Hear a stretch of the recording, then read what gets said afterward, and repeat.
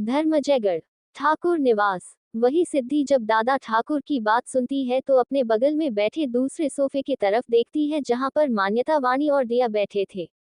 दादा ठाकुर के पूछे गए सवाल सुनकर दिया सिद्धि को देखकर ना में सर हिलाती है, जैसे दिया सिद्धि से कहना चाह रही हो कि वह दादा ठाकुर को उसके और विक्रांत के किसके बारे में ना बताएं। वही जब सिद्धि देखती है फिर दिया ना में सर हिलाते हुए सिद्धि को किसी चीज के लिए मना कर रही है तो सिद्धि बहुत ही मासूमियत से अपने सर को हाँ में हिलाकर दिया को इशारा दे देती है, जैसे सिद्धि कहना चाह रही हो कि ठीक है, वह समझ गई। सिद्धि की हाँ में इशारा पाकर दिया चैन की सांस लेती है।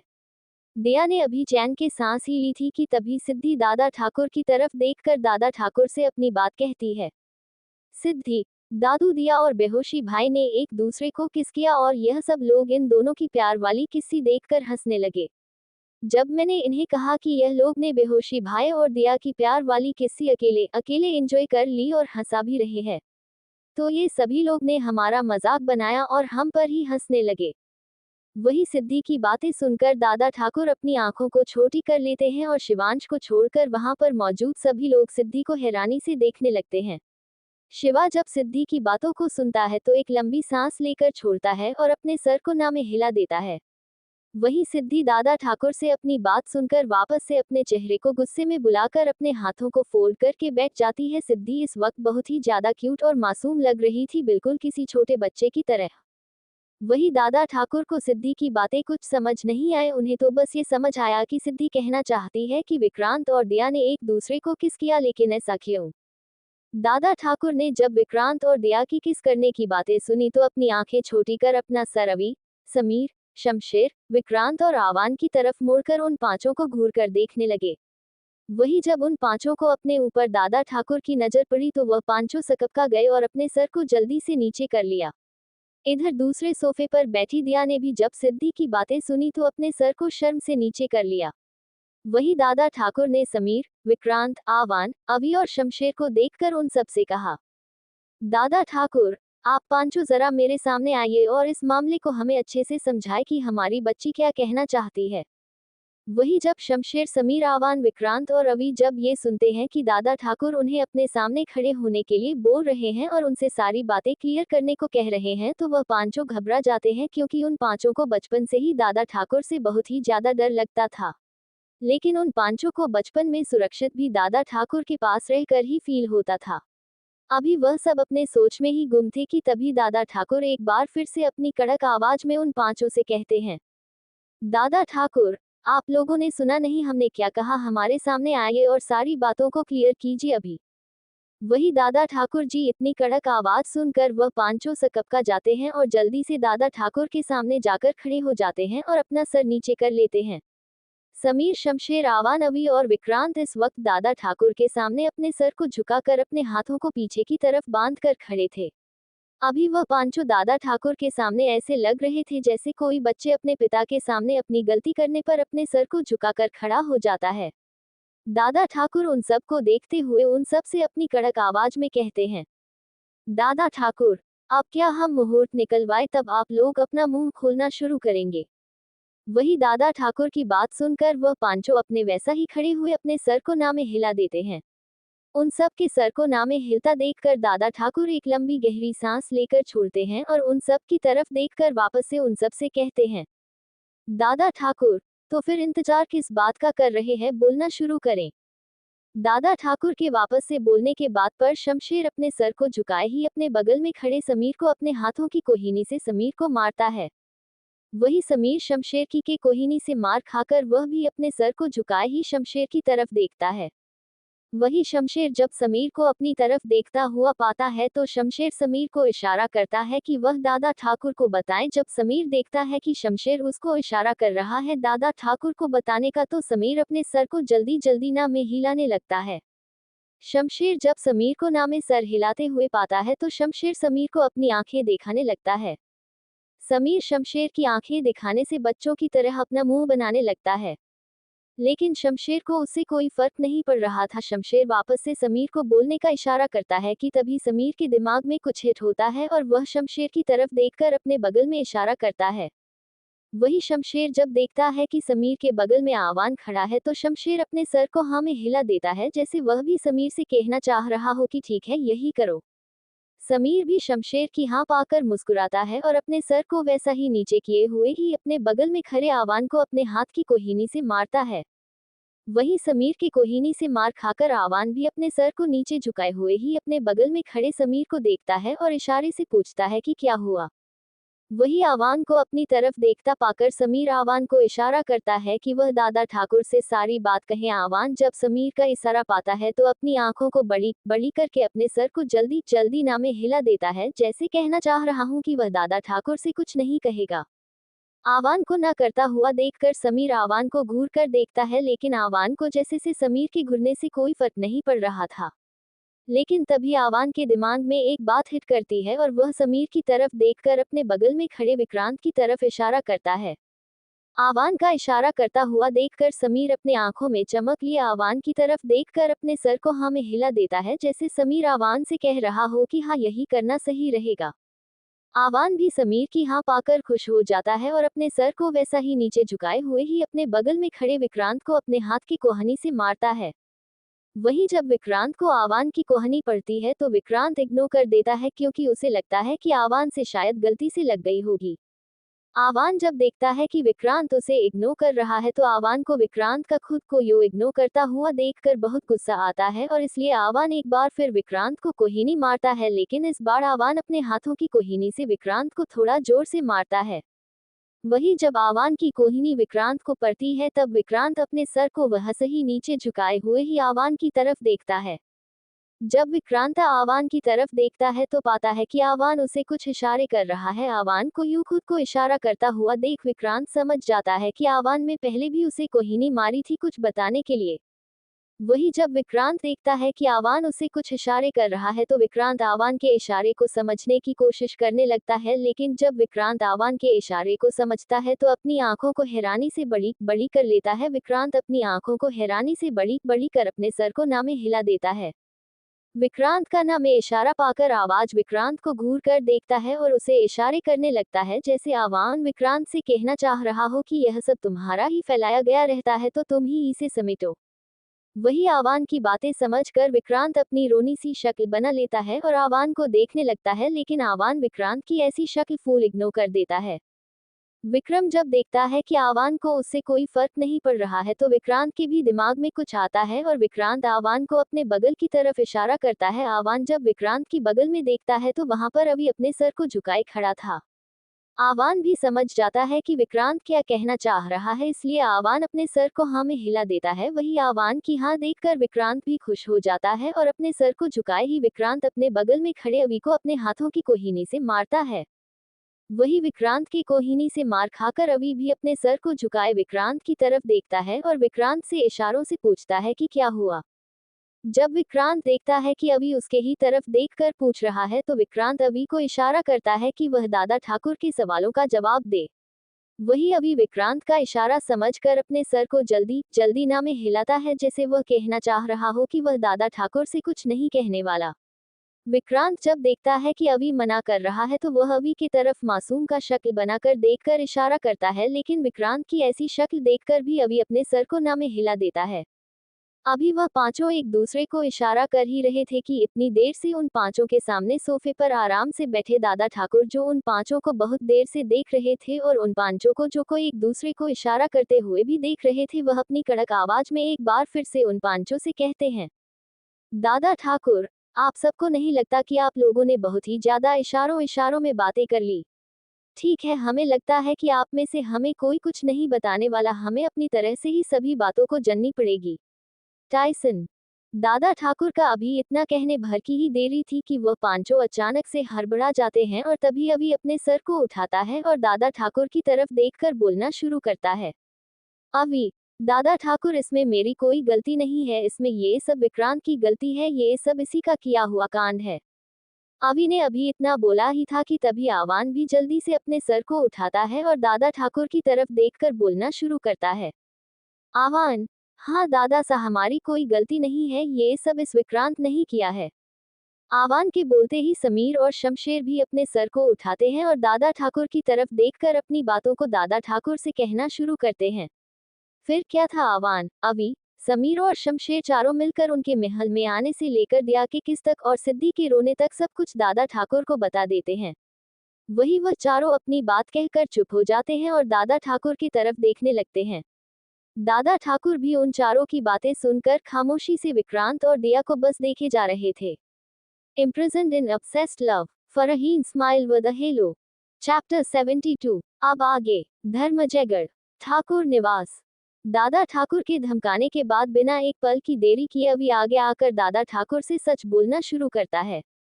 अवी के सच बोलते ही आवान भी दादा ठाकुर से सच बोलना शुरू करता है और आवान के साथ साथ शमशेर और समीर भी दादा ठाकुर को सारी बात बता देते हैं कि कैसे वह घर में आए, फिर विक्रांत और दिया का टकराना, विक्रांत को दिया को चोरनी बोलना, दिया का दोबारा विक्रांत को किस करना और सिद्धि को रोना। सारी बात सुनने के बाद दादा ठाकुर दिया और विक्रांत को ध्यान से देख रहे थे।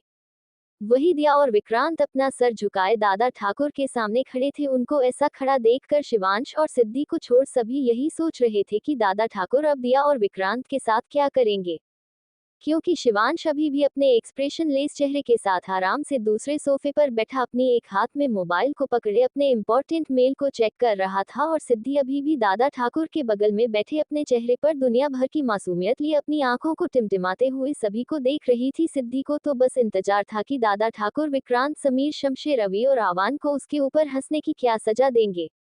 वही दादा ठाकुर कुछ समय दिया और विक्रांत को देखने के बाद एक गहरी लंबी सांस लेकर छोड़ते हैं और दिया की तरफ देखकर दिया से कहते हैं, दादा ठाकुर, दिया बच्चे हमें एक बात बताए, क्या आपको कोई और नहीं मिला? आपको इस नालायक को ही किस करना था? वहीं दादा ठाकुर के ये बोलते ही आवान, शमशेर, समीर और रवि अपनी आंखें फाड़े दादा ठाकुर को देख रहे थे।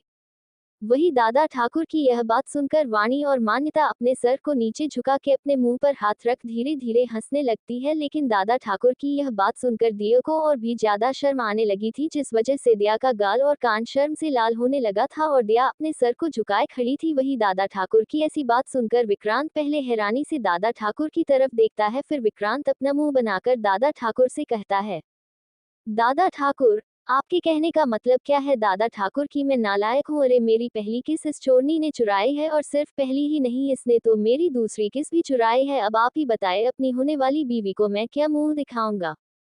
दादा ठाकुर, नालायक, चुप रहो। विक्रांत अभी अपनी बात कह रहा था कि दादा ठाकुर विक्रांत को बीच में रोकते हुए विक्रांत से अपनी कड़क आवाज में कहते हैं।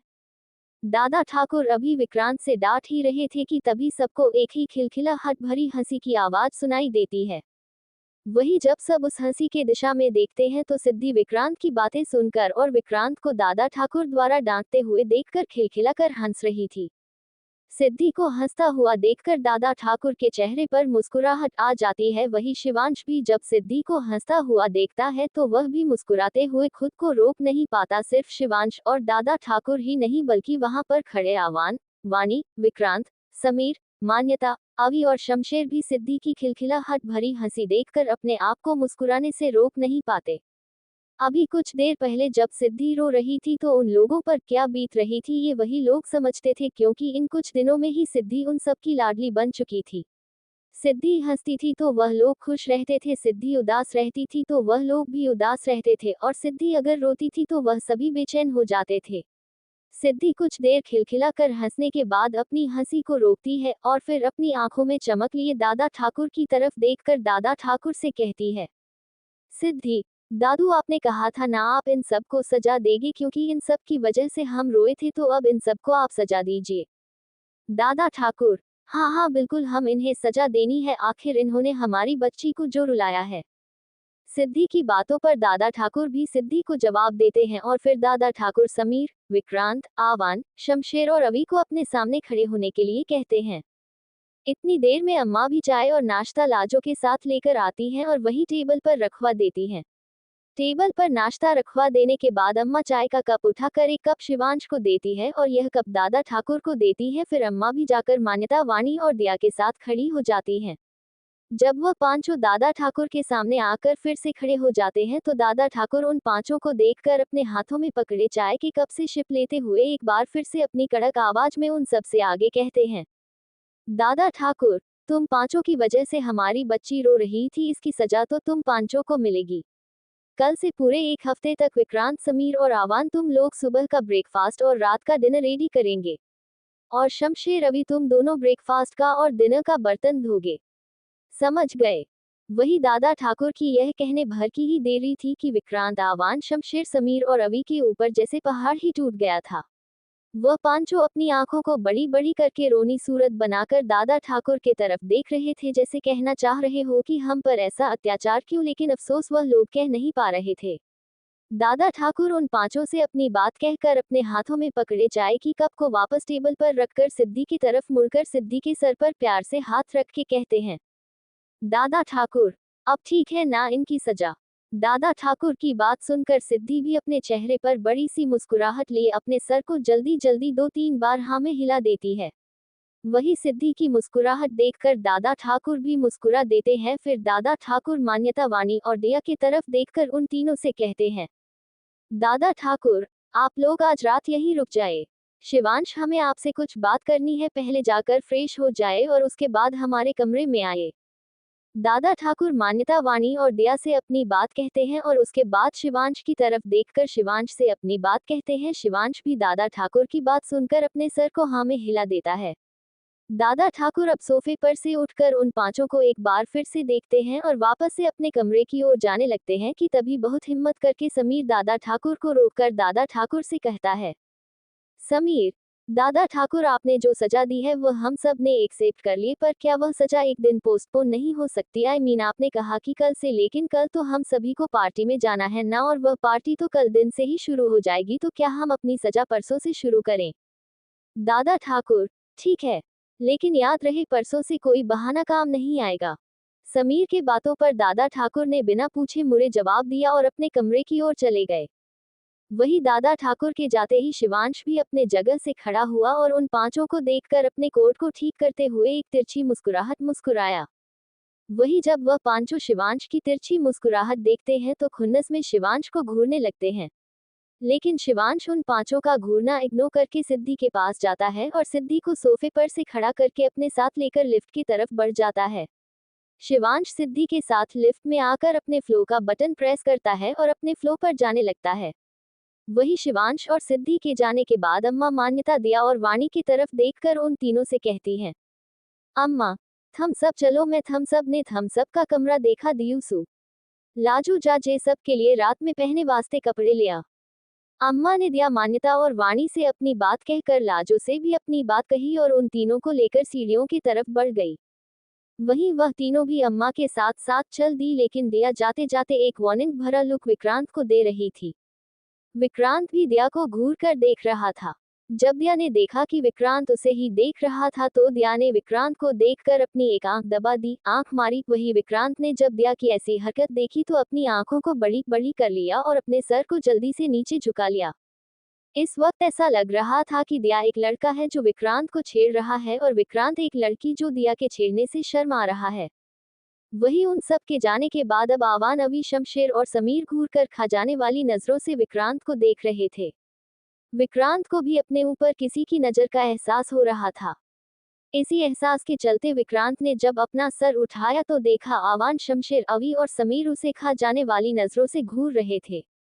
जब विक्रांत ने उन चारों की ऐसी नजर अपने ऊपर पाई तो विक्रांत शिकपका गया और विक्रांत धीरे धीरे अपने कदमों को पीछे लेने लगा। वही उन चारों ने जब ये देखा कि विक्रांत धीरे धीरे अपने कदमों को पीछे ले रहा है तो वह चारों को समझते देरी नहीं लगी कि विक्रांत यहाँ से भागने की फिराक में है। इसलिए वह चारों विक्रांत की तरफ लपके, पर विक्रांत ने पहले ही चतुराई दिखाए और वहां से भाग निकला। जब उन चारों ने विक्रांत को भागते हुए देखा तो वह चारों भी विक्रांत के पीछे पीछे दौड़ने लगे। वही विक्रांत उन सब से पीछा छुड़ाकर आगे आगे भागता है और समीर, आवान, शमशेर और अभी विक्रांत के पीछे पीछे विक्रांत को पकड़ने के लिए दौड़ते हैं। विक्रांत आगे आगे दौड़ते हुए उन चारों से कहता है, विक्रांत, अरे आप लोग मुझे मारने पर क्यों तुले हैं? मैंने कुछ नहीं किया, ये सब उस चोरनी ने किया है। वही विक्रांत के पीछे पीछे दौड़ते हुए शमशेर, समीर, अवी और आवान विक्रांत से कहते हैं, आवान, साले कुत्ते का तारांकन तारांकन तारांकन सब तेरी वजह से ही हुआ है। समीर, और नहीं तो क्या, इसके वजह से आज हम सब फंस गए हैं। शमशेर, यह पागल छोरा खुद भी फंसता है और हमें भी फंसाता है। अभी कमीनी रुक, तू खुद तो किस किस के मजे ले लिए और हमें सजा दिलवा रहा है। इसी तरह वह लोग विक्रांत के पीछे बोलते हुए भाग रहे थे और विक्रांत उन सब के आगे भाग रहा था। वहीं दूसरी तरफ सिद्धांश का कमरा। शिवांश सिद्धि को अपने रूम में लेकर पहुंचता है। सिद्धि रूम में आते ही वॉशरूम की तरफ बढ़ने लगती है कि तभी शिवांश सिद्धि का हाथ पकड़कर बीच में रोक लेता है और अपने तरफ अचानक से खींचता है। सिद्धि अचानक से शिवांश के खींचे जाने पर सिद्धि का सर शिवांश के सीने पर टकरा जाती है। सिद्धि का सर शिवांश के सीने से टकरा जाने पर सिद्धि के नाक में हल्की चोट लग जाती है, इसलिए सिद्धि अपने सर को उठाकर शिवांश की तरफ देखकर अपना पाउच बनाकर शिवांश को अपनी आंखें छोटी करके घूरने लगती है। सिद्धि इस वक्त बहुत ही ज्यादा क्यूट लग रही थी। वही शिवांश सिद्धि के घूरने को फुल इग्नोर करता है और अपने दोनों हाथों से सिद्धि के चेहरे को पकड़कर अपने होठों को सिद्धि के होठों पर रखकर सिद्धि को किस करने लगता है। शिवांश सिद्धि को सॉफ्ट किस किया जा रहा था और सिद्धि अपने दोनों हाथों को उठाकर शिवांश की शर्ट पर रख शिवांश की शर्ट को अपने मुट्ठियों से पकड़ लेती है। शिवांश की किस सॉफ्ट किस से अब पैशनेट किस में बदल रही थी और शिवांश किस करते हुए सिद्धि को अपने गोद में उठा लेता है। शिवांश सिद्धि को अपनी गोद में उठाकर अपना एक हाथ सिद्धि के कमर पर रखता है और दूसरा हाथ सिद्धि के पीठ पर रखता है और सिद्धि को वह सही किस करते हुए बैक की तरफ बढ़ने लगता है।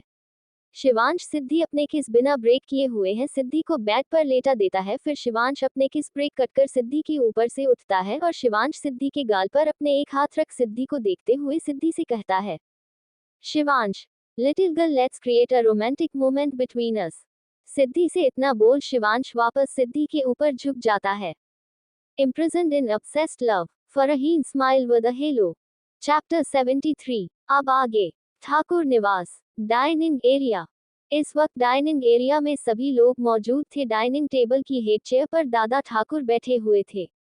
दादा ठाकुर के राइट साइड के चेयर पर शिवांश बैठा हुआ था और शिवांश के बगल वाली चेयर पर सिद्धि बैठे हुए थी। वही सिद्धि के बगल वाली चेयर पर वाणी बैठी हुई थी और वाणी के बगल वाली चेयर पर मान्यता और मान्यता के बगल वाली चेयर पर दया बैठी हुई थी। दया की बगल वाली चेयर पर अम्मा बैठी हुई थी। वही दादा ठाकुर के लेफ्ट वाली चेयर पर आवान बैठा हुआ था। आवान की बगल वाली चेयर पर अवी बैठा हुआ था। वही अवी के बगल वाली चेयर पर शमशेर बैठा हुआ था। शमशेर के बगल वाली चेयर पर समीर बैठा हुआ था और समीर के बगल वाली चेयर पर विक्रांत बैठा हुआ था। सब अपनी अपनी चेयर पर बैठे हुए थे। तभी सर्वेंट आगे आकर के सभी को डिनर सर्व करते हैं। जैसे ही सभी को डिनर सर्व होता है वह सभी अपना डिनर करना शुरू करते हैं। वही शिवांश अपनी आदत के अनुसार सिद्धि की तरफ खाने का पहला कौर बढ़ा देता है।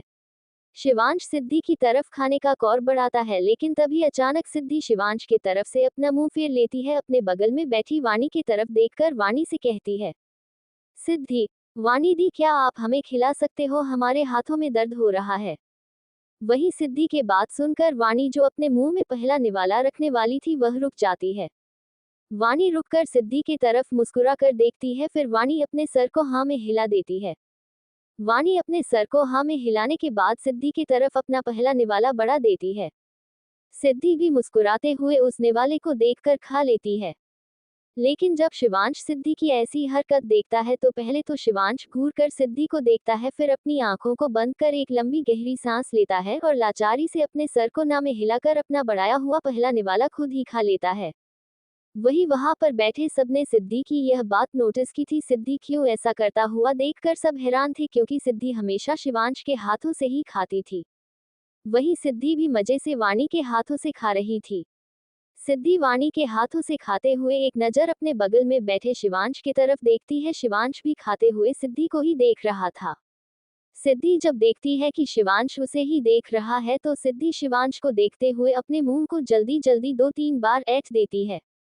सिद्धि ऐसे करते हुए बहुत ही ज्यादा क्यूट और फनी लग रही थी। शिवांश को तो सिद्धि पर इस वक्त बहुत ही ज्यादा प्यार और हंसी आ रही थी, लेकिन शिवांश ना तो हंस रहा था ना ही कुछ कह रहा था, वह बस सिद्धि के एक्सप्रेशन को ही देख रहा था। सिर्फ शिवांश ही नहीं, वहां पर बैठे दादा ठाकुर, आवान, अवी, शमशेर, समीर और विक्रांत भी सिद्धि को देख रहे थे और उन्हें भी सिद्धि के ऊपर बहुत हंसी आ रही थी। लेकिन किसी में इतनी हिम्मत नहीं थी कि वह सिद्धि पर हंसते, क्योंकि कुछ देर पहले ही सिद्धि के क्यूट हरकतों पर हंसने का अंजाम वह सब अब परसों से भुगतने वाले थे। वही दादा ठाकुर ने जब सिद्धि का ऐसा चेहरा देखा तो वह समझ गए कि सिद्धि किसी बात से नाराज है और इस बार वह शिवांश से नाराज है, जिस वजह से दादा ठाकुर अपने बगल में बैठे शिवांश को अपने एक हाथ को आगे बढ़ाकर शिवांश के हाथ पर रख शिवांश के हाथ को हल्का सा हिलाते हैं। दादा ठाकुर द्वारा अपने हाथ को हिलाने से शिवांश दादा ठाकुर की तरफ देखता है तो दादा ठाकुर शिवांश को अपनी तरफ झुकने का इशारा करते हैं। वही शिवांश भी एक लंबी सांस लेकर दादा ठाकुर की तरफ थोड़ा झुकता है।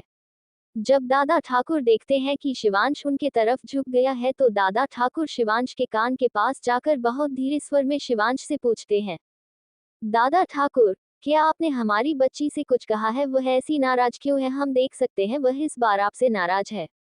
वही दादा ठाकुर की बात सुनकर शिवांश एक नजर दादा ठाकुर को देखता है। फिर शिवांश भी वैसे ही दादा ठाकुर के कान के पास झुककर शिवांश दादा ठाकुर से अपने धीमे स्वर में रहता है, शिवांश, ये तो आपको सोचना चाहिए क्योंकि इस वक्त अगर हमारी लिटिल गर्ल हमसे नाराज है तो वह आपकी वजह से। शिवांश की बात सुनकर दादा ठाकुर सवालिया नजरों से शिवांश को देखते हैं, फिर शिवांश से उसी तरह फुसफुसाते हुए कहते हैं, दादा ठाकुर, आपके कहने का मतलब क्या है? दादा ठाकुर के पूछने पर शिवांश घूरते हुए दादा ठाकुर को देखता है और दादा ठाकुर से अपनी बात आगे कहता है, शिवांश, आपको नहीं लगता दादा सा कि अब आपके पोते की शादी हो गई है और उसे अपनी पत्नी के साथ थोड़ी क्वालिटी टाइम बिताने होती है? और वैसे भी हम आ ही रहे थे, आपको हरी को भेजने की कोई जरूरत नहीं थी। वही जब दादा ठाकुर शिवांशी मुंह से यह बात सुनते हैं तो दादा ठाकुर समझ जाते हैं कि शिवांश क्या कहना चाह रहा है और किस बारे में कहना चाह रहा है। दादा ठाकुर यह भी समझ जाते हैं कि सिद्धि आखिर क्यों शिवांश से नाराज होकर बैठी है। वही दादा ठाकुर यह बात समझते हैं तो वह जल्दी से सीधे होकर बैठ जाते हैं और अपना डिनर करने लगते हैं। वही दादा ठाकुर को ऐसा नॉर्मल बिहेव करता देख शिवांश भी अपने चेयर पर सीधा होकर बैठ जाता है और एक नजर अपने बगल में बैठी सिद्धि को देखता है जो मजे से वाणी के हाथों से डिनर कर रही है और अपनी उल्टी सीधी बात वाणी को कह रही है। वही शिवांश की नजर अब वाणी पर जाती है जो सिद्धि की सारी बातों को सुनकर मुस्कुराते हुए बहुत प्यार और अपनेपन से डिनर करा रही थी और खुद भी खा रही थी। शिवांश वाणी को ध्यान से देखते हुए कुछ सोचता है और वापस से अपनी नजर अपने डिनर पर लाके डिनर करने लगता है। वही कोई और भी था जो वाणी को बहुत देर से देख रहा था और उसे वाणी की हर एक बात अच्छी लग रही थी। उस इंसान की आंखों में वाणी को देखकर एक अलग ही चमक नजर आ रही थी। जहां इधर यह सब चल रहा था वही उधर दूसरे तरफ कुछ और ही चल रहा था। एक दूसरे के सामने बैठे समीर और मान्यता एक दूसरे को अजीब लुक दे रहे थे। मान्यता समीर को गुस्से में घूर रही थी तो वही समीर अपने चेहरे पर शैतानी मुस्कुराहट लिए मान्यता को देख रहा था। ठीक समीर के बगल वाली चेयर पर बैठा विक्रांत अपने रेगुलर अंदाज से अपने खाने को खा रहा था और लेकिन विक्रांत के सामने बैठी दिया बार बार विक्रांत को ही देख रही थी। दिया इस आस में विक्रांत को देख रही थी कि विक्रांत कभी तो उसे देखेगा, लेकिन विक्रांत वह तो अपने में ही मगन अपने खाने को खा रहा था। दिया अभी विक्रांत को देख ही रही थी तभी दिया के दिमाग में कुछ आता है और दिया अपने चेहरे पर डेविल स्माइल आकर विक्रांत को देखने लगती है। दिया अब विक्रांत से अपनी नजर हटाकर अपने खाने पर फोकस करती है। अभी सब खा ही रहे थे कि तभी मान्यता अपने जगह से अचानक से उठती है। मान्यता को ऐसा उठता हुआ देख वहां पर बैठे सभी लोग मान्यता के तरफ सवालिया नजरों से देखने लगते हैं।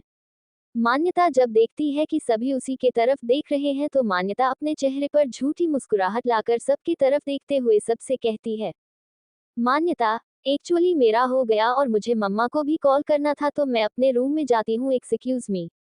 उन सब से अपनी बात कहकर मान्यता फिर से एक नज़र समीर की तरफ देखती है और गुस्से में घूरकर समीर को देखकर डाइनिंग एरिया की तरफ से चली जाती है। मान्यता को वहां से जाता देख समीर की शैतानी मुस्कुराहट और भी ज्यादा बड़ी हो जाती है। फिर तभी अचानक समीर भी अपने जगह से उठ जाता है।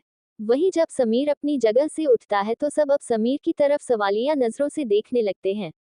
समीर अभी उन सब की तरफ देखते हुए कुछ कहता कि तभी शिवांश समीर की तरफ देखकर समीर से पहले ही कहता है, शिवांश, तुम्हारा भी डिनर हो गया होगा और शायद तुम्हें भी किसी को इम्पोर्टेंट कॉल करना होगा।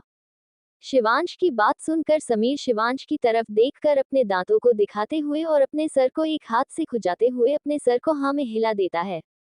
वही समीर की ऐसी हरकत देखकर शिवांश अपनी आंखें छोटी कर समीर को घूरने लगता है। शिवांश का यूं खुद को घूरता हुआ देख समीर अब वहां से जल्दी से निकल जाता है।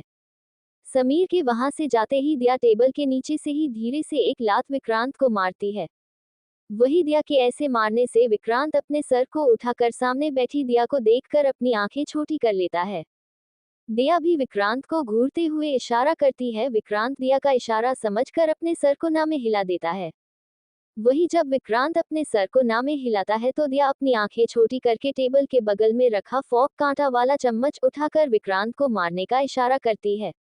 विक्रांत दिया का इशारा समझकर अपनी आंखों को बड़ी बड़ी कर लेता है और अपने सलाइवा को गटकने लगता है। दिया भी जब देखती है कि विक्रांत फोक कांटे वाला चम्मच से थोड़ा डर गया है तो दिया वापस से विक्रांत को इशारा करती है, जिसके बदले में इस बार विक्रांत भी हमें सर हिला देता है। विक्रांत का इशारा मिलते ही दिया भी अपने चेहरे पर डेविल स्माइल आती है और अपनी चेयर से उठ जाती है।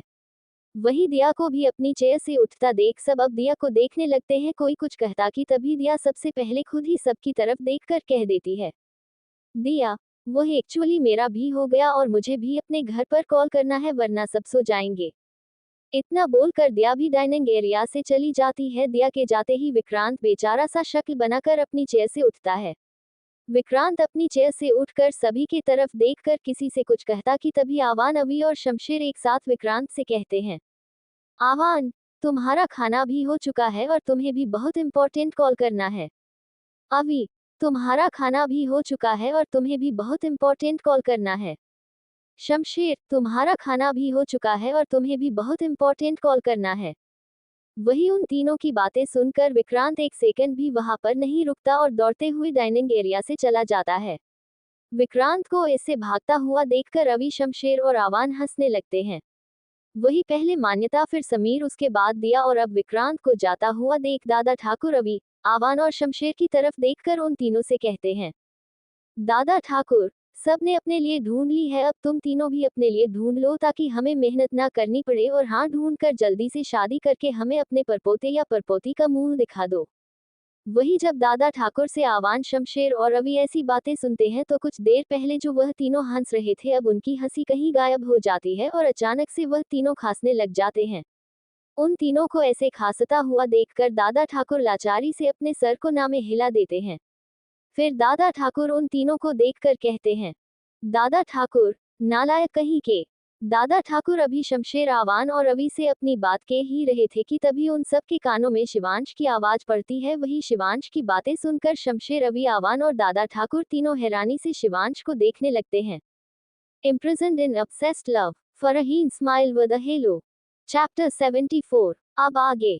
ठाकुर निवास, डाइनिंग एरिया। दादा ठाकुर अभी आवान और शमशेर से इतना ही कहा था कि उन सबको शिवांश की आवाज सुनाई देती है। शिवांश, हाँ लेकिन जो लायक है उसे तो आपकी वजह से अपने काम को बीच में ही रोकना पड़ा। दादा ठाकुर अभी शमशेर, आवान और रवि को बोल ही रहे थे कि तभी शिवांश बीच में ही बोलता है।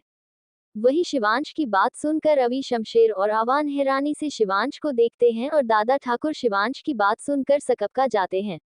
फिर दादा ठाकुर खुद को संभालते हुए शिवांश की तरफ देखकर अपनी कड़क आवाज में शिवांश से कहते हैं, दादा ठाकुर तो आपको रोका किसने है, अभी पूरी रात बाकी है।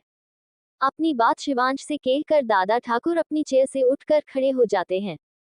दादा ठाकुर अपनी चेयर से खड़े होने के बाद वह भी डाइनिंग एरिया से अपने रूम की तरफ चले जाते हैं। वही जब शिवांश दादा ठाकुर की बात सुनता है तो घूरकर उस दिशा की ओर देखता है जिस दिशा की ओर अभी अभी दादा ठाकुर गए थे। फिर शिवांश अपने बगल में बैठी सिद्धि को देखता है जो वाणी के हाथों से अब खा चुकी थी और शिवांश को ही अपने मुंह को फुलाकर देख रही थी।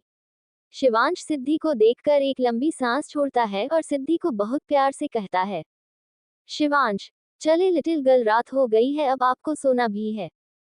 शिवांश की बातें सुनकर सिद्धि चीख जाती है और शिवांश को फुल इग्नोर कर सिद्धि वाणी की तरफ देखकर वाणी से कहती है, सिद्धि, वाणी दी आज हम आपके साथ सोएंगे, चलिए। वही वाणी सिद्धि के बातें सुनकर पहले शिवांश को एक नजर देखती है, फिर सिद्धि को देखकर अपने सर को हाँ में हिला देती है। फिर वाणी और सिद्धि अपनी चेयर से खड़े होते हैं और वाणी सिद्धि को अपने साथ लेकर उस रूम की तरफ चली जाती है जो रूम उसे अम्मा ने दिखाया था। वही शिवांश सिद्धि को वाणी के साथ जाते हुए घूरकर देख रहा था। शिवांश की ऐसी हालत देखकर शमशेर, रवि और आवान अपने सर को झुकाकर अपने हाथ से अपने मुंह को छुपाकर हंस रहे थे। वही जब शिवांश की नजर अभी आवान और शमशेर के ऊपर पड़ती है और जब शिवांश देखता है कि वह तीनों अपने मुंह पर हाथ रखे हंस रहे हैं तो शिवांश बहुत बुरी तरीके से चीख जाता है। शिवांश उन सबको हंसता हुआ देखकर गुस्से में घूरता है और अपने हाथ में पकड़े टेबल हैंकी को उन तीनों की तरफ फेंक कर मरता है। वही शिवांश के ऐसा करने से वो तीनों अपने मुंह पर से हाथ हटाकर जोर जोर से हंसने लगते हैं। शिवांश जब उन लोग को और भी जोर जोर से हंसता हुआ देखता है तो उन तीनों को खा जाने वाली नजरों से घूरने लगता है। वही वह तीनों जब देखते हैं कि शिवांश उन्हें ही खा जाने वाली नजरों से घूर रहा है तो वह लोग अपने होठों पर अपनी हाथ की एक उंगली रखकर चुप होकर बैठ जाते हैं। उन तीनों के ऐसा करने से शिवांश कुछ देर तक उन तीनों को घूरता है और फिर वह भी अपनी चेयर से खड़े होकर अपने रूम की तरफ चला जाता है। तो चलिए थोड़ा जान लेते हैं कि आखिर सिद्धि शिवांश से क्यों नाराज है और आखिर क्यों शिवांश दादा ठाकुर को ऐसे ताने भरे टोंट मार रहा था। दरअसल हुआ ये था कि जब शिवांश अपने रूम में सिद्धि को किस कर रहा था और किस करते हुए शिवांश सिद्धि को बेड पर ले गया था। शिवांश सिद्धि को बेड पर लेटा कर उसके ऊपर आकर सिद्धि के होठों पर किस कर रहा था। फिर शिवांश सिद्धि को किस करते हुए अपने एक हाथ को सिद्धि की पीठ पर ले जाकर सिद्धि की सूट की जिप को खोल देता है। शिवांश सिद्धि के सूट के जिप को खोलने के बाद अपने हाथ को आगे लाकर के सिद्धि के सूट को सिद्धि के लिए कंधे से थोड़ा सा नीचे करता है। फिर इसी के साथ शिवांश अपने होठों को सिद्धि के होठों पर से हटा के अपने होठों को सिद्धि के कंधों पर रखकर सिद्धि के कंधों को किस करने लगता है। शिवांश के ऐसा करने से सिद्धि लंबी लंबी सांसें रहने लगती है और अपने हाथों को उठाकर शिवांश के बालों में रख अपने हाथों को शिवांश के बालों में चलाने लगती है। वही सिद्धि के ऐसा करने से शिवांश और भी ज्यादा एक्साइटेड हो जाता है और अपने दूसरे हाथ उठाकर सिद्धि के सीने पर रखकर सिद्धि के सीने को सहलाने लगता है। फिर शिवांश अपने एक हाथ से सिद्धि के कमर पर रख सिद्धि की कमर को सहलाने लगता है। शिवांश सिद्धि के कंधे पर किस करते करते अब सिद्धि के कॉलरबोन की तरफ बढ़ता है और वहां पर सिद्धि को किस करने लगता है कि तभी अचानक से शिवांश सिद्धि के कॉलरबोन पर बाइट कर देता है। शिवांश के ऐसा करने से सिद्धि की एक हल्की चीख निकल जाती है और सिद्धि की पकड़ शिवांश के बालों पर कस जाती है, लेकिन शिवांश वह तो अब पूरी तरीके से बहक गया था।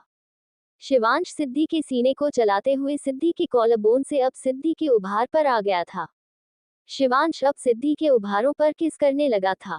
शिवांश सिद्धि के उभारों को किस करते हुए अपने एक हाथ को सिद्धि के कमर से नीचे ले जाकर सिद्धि के लेगिंग्स को सिद्धि की कमर से नीचे सरकारने लगता है। वही सिद्धि भी शिवांश के ऐसे करने से आहें भरने लगती है और अपने हाथों को बढ़ाकर शिवांश के शर्ट के बटन को खोलने लगती है। सिद्धि अभी शिवांश के शर्ट के दो ही बटन को खोल पाए थे और शिवांश अभी सिद्धि के लेगिंग्स को बस थोड़ा सा ही नीचे सरका पाया था कि तभी शिवांश के रूम के डोर पर नॉक होता है। पहले तो शिवांश उस नॉक को इग्नोर करता है, लेकिन डोर पर दोबारा से नॉक होने पर शिवांश अपने दिल पर पत्थर रखकर सिद्धि से थोड़ा अलग होता है। वही सिद्धि शिवांश के ऐसे अलग होने से थोड़ी चिड़ी हुई ही महसूस कर रही थी और वह लंबी लंबी सांसें लेते हुए शिवांश को देख रहे थे। शिवांश भी सिद्धि की हालत को समझ रहा था क्योंकि उसकी भी अभी कुछ ऐसा ही हालत थी। शिवांश सिद्धि से अभी कुछ कहता कि तभी शिवांश के रूम के डोर पर तीसरी बार नॉक होता है। इस बार वह नॉक का आवाज सुनकर शिवांश को गुस्सा आने लगता है। शिवांश सिद्ध को देखकर सिद्धि के एक गाल पर अपने एक हाथ को रखकर सिद्धि से कहता है, शिवांश लिटिल गर्ल बस 2 मिनट हम देखते हैं कि कौन आया है, आप तब तक हमारा इंतजार कीजिए।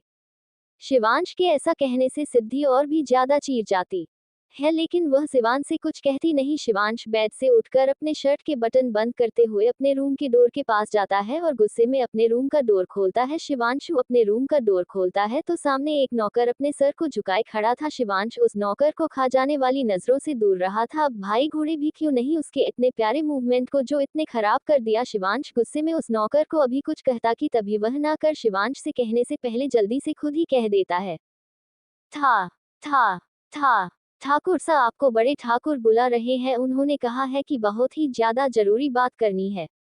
उस नौकर की बात को सुनकर शिवांश कुछ नहीं बोलता और उसे जाने का इशारा करता है। वही वह नौकर शिवांश का इशारा पाकर वहां से ऐसे गायब होता है जैसे गधे के सर पर सिंह।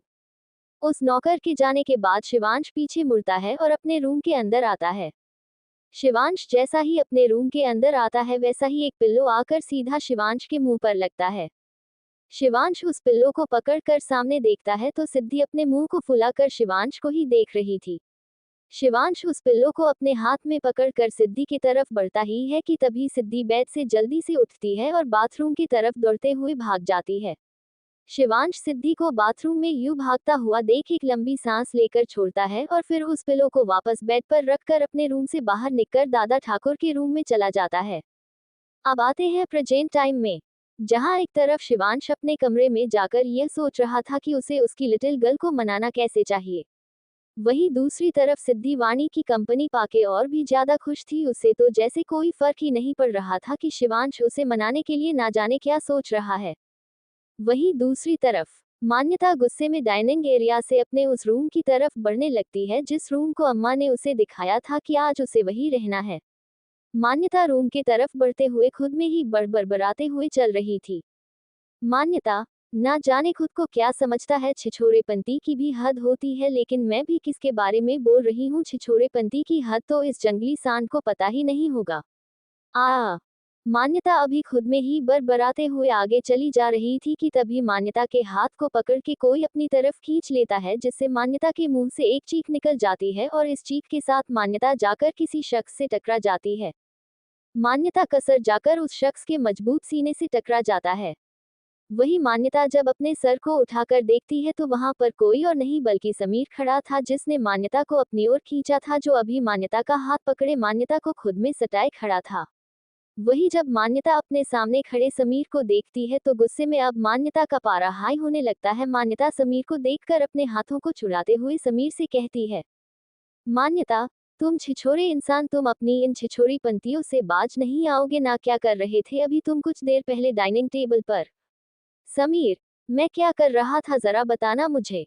मान्यता की बात पर समीर मान्यता के हाथ को और भी कस के पकड़कर अपने और भी करीब कर मान्यता को खुद में चिपकाते हुए मान्यता के कान के पास झुककर अपने सेडिक्टिव आवाज में मान्यता से कहता है। वही समीर के ऐसा कहने और ऐसी हरकत करने से मान्यता समीर से और भी ज्यादा चीख जाती है, जिस वजह से मान्यता खुद को समीर से छुड़ाने की कोशिश करते हुए समीर से कहती है, मान्यता, तुम बोल तो ऐसे रहे हो जैसे तुम्हें कुछ पता ही नहीं, देखो तो अभी कैसे भोले बन रहे हो। और वहां डाइनिंग टेबल पर टेबल के नीचे अपने पैर से मेरे पैर पर क्या कर रहे थे तुम? समीर, क्या कर रहा था? मान्यता ने अभी अपनी बात कही थी कि तभी समीर मान्यता के एयर लॉब पर किस करके मान्यता से अपनी बात कहता है। वही समीर के ऐसे एक्शन की मान्यता में बिल्कुल भी कल्पना नहीं की थी, जिस वजह से समीर के ऐसा करने से मान्यता ठिठक कर रह जाती है। वही मान्यता को अब चुप होता देख समीर अपने होठों पर तिरछी मुस्कुराहट लाता है और मान्यता से थोड़ा दूर होकर मान्यता के चेहरे को देखने लगता है। समीर मान्यता से दूर जरूर हुआ था लेकिन उसने अभी भी मान्यता को छोड़ा नहीं था। समीर जब मान्यता के चेहरे को देखता है तो पाता है मान्यता बुद्ध बने हुए अपनी जगह पर खड़ी थी। समीर जब मान्यता को ऐसे देखता है तो उसके चेहरे पर एक शैतानी मुस्कुराहट आ जाती है। समीर मान्यता को देखते हुए अपने चेहरे को मान्यता के चेहरे की तरफ बढ़ाने लगता है। समीर मान्यता के चेहरे के करीब जाकर अपने होठों को मान्यता के होठों पर रख देता है। वही समीर ऐसे करने से अब तक भूत बनी मान्यता ने जब अपने होठों पर समीर के होठों के स्पर्श को पाया तो अपनी आंखों को बंद कर लिया। Imprisoned in obsessed love, Farheen smile with a hello. Chapter 75। अब आगे। ठाकुर निवास, समीर का कमरा। अभी इस वक्त समीर और मान्यता बेहद करीब खड़े थे। समीर अपने होठों को मान्यता के होठों पर रखकर किस करने लगा था। वही मान्यता ने जब अपने होठों पर समीर के होठों का स्पर्श पाया तो अपने आप ही अपनी आंखों को बंद कर लिया। वही समीर जब देखता है कि मान्यता ने अपनी आंखों को बंद कर लिया है तो समीर भी अपनी आंखों को बंद कर मान्यता को खुद से और भी चिपकाकर मान्यता को सॉफ्टली केस करने लगता है। धीरे धीरे समीर की सॉफ्ट किस मान्यता के होठों पर पैशनेट किस बनती जा रही थी। समीर मान्यता को पैशनेट तरीके से किस किए जा रहा था लेकिन अभी भी समीर के किस का कोई रिस्पांस नहीं दे रही थी। जब समीर देखता है कि मान्यता उसके किस का कोई रिस्पांस नहीं दे रही है तो समीर मान्यता का वो हाथ जो समीर ने पकड़ा था उसे ऊपर उठाकर अपने बालों पर रखवा लेता है और समीर अपने दूसरे हाथ को मान्यता की कमर पर हटाकर मान्यता का दूसरा हाथ भी पकड़कर उठाता है। फिर समीर मान्यता का वो हाथ भी अपने बालों पर रखवा लेता है। मान्यता के दोनों हाथों को अपने बालों पर रखवा लेने के बाद समीर अपने दोनों हाथों को मान्यता की कमर पर रखकर मान्यता की कमर को सहलाने लगता है। वही मान्यता भी अब समीर के ऐसा करने से खुद को बहकने से रोक नहीं पा रही थी, जिस वजह से मान्यता भी समीर के बालों में रखे अपने हाथों को समीर के बालों में चलाने लगती है और समीर के बालों को सहलाने लगती है। वही जब समीर देखता है कि मान्यता अब रिस्पॉन्स कर रही है तो समीर बहुत ज्यादा खुश और एक्साइटेड हो जाता है, जिस वजह से समीर मान्यता को डीपली किस करने लगता है। समीर अब अपनी जीभ मान्यता के मुंह में डालना चाह रहा था, पर मान्यता अपना मुंह नहीं खोल रही थी, तो समीर अपना एक हाथ मान्यता की सीने पर रख उसे जोर से दबा देता है, जिसे मान्यता की एक आह डॉट डॉट निकल जाती है। इसी का फायदा उठा समीर मान्यता के मुंह में अपना जुबान ले जाकर उसकी जुबान को सक करने लगता है। समीर पूरी तरह से मान्यता के मुंह के हर एक कोने को एक्सप्लोर कर रहा था और आपने एक हाथ से मान्यता के बदन को सहला रहा था, तो दूसरे हाथ से कभी मान्यता की कमर को तो कभी मान्यता के बैक को सहला रहा था। लेकिन अब समीर के ऐसे किस्से मान्यता को सांस लेने में दिक्कत हो रही थी, जिस वजह से मान्यता अपने हाथों को समीर के बालों से हटाकर समय के सीने पर रख समीर को खुद से दूर करने की कोशिश करने लगी थी। तब जाकर समय को एहसास होता है कि मान्यता को सांस लेने में दिक्कत हो रही है, जिसका एहसास पाकर समीर मान्यता के होठों को छोड़ देता है। लेकिन समीर मान्यता को नहीं छोड़ता। समीर मान्यता के होठों को छोड़ अपने होठों को अब मान्यता के गर्दन पर रखकर मान्यता के गार्डन को चूमने लगता है। वही समीर के छोड़ते ही अब मान्यता लंबी लंबी सांसें लेने लगती है, जिस वजह से मान्यता का सीना ऊपर नीचे होने लगता है। समीर जो मान्यता की गर्दन पर किस कर रहा था, वह मान्यता का सीना ऊपर नचे होते हुए महसूस कर पा रहा था, और इसे महसूस करके समीर के बॉडी में गर्माहट पैदा होने लगी थी। समीर अब मान्यता के गर्दन को किस करते हुए पनीर खान से मान्यता की सीनी को सहला और धीरे से दबा रहा था, और अपने दूसरे हाथों से मान्यता की बैक को सहला रहा था। वही समीर के ऐसा करने से मान्यता लंबी लंबी आहें भरने लगती है। जब समीर मान्यता की आहें सुनता है तो समीर खुद पर से कंट्रोल खोता हुआ सा महसूस करने लगता है। इस वजह से समीर मान्यता की गर्दन अपने होठों को हटा देता है और मान्यता को छोड़कर मान्यता से अलग होता है। वही जब समीर मान्यता को छोड़ता है तो मान्यता भी अपने सेंस में वापस आ जाती है।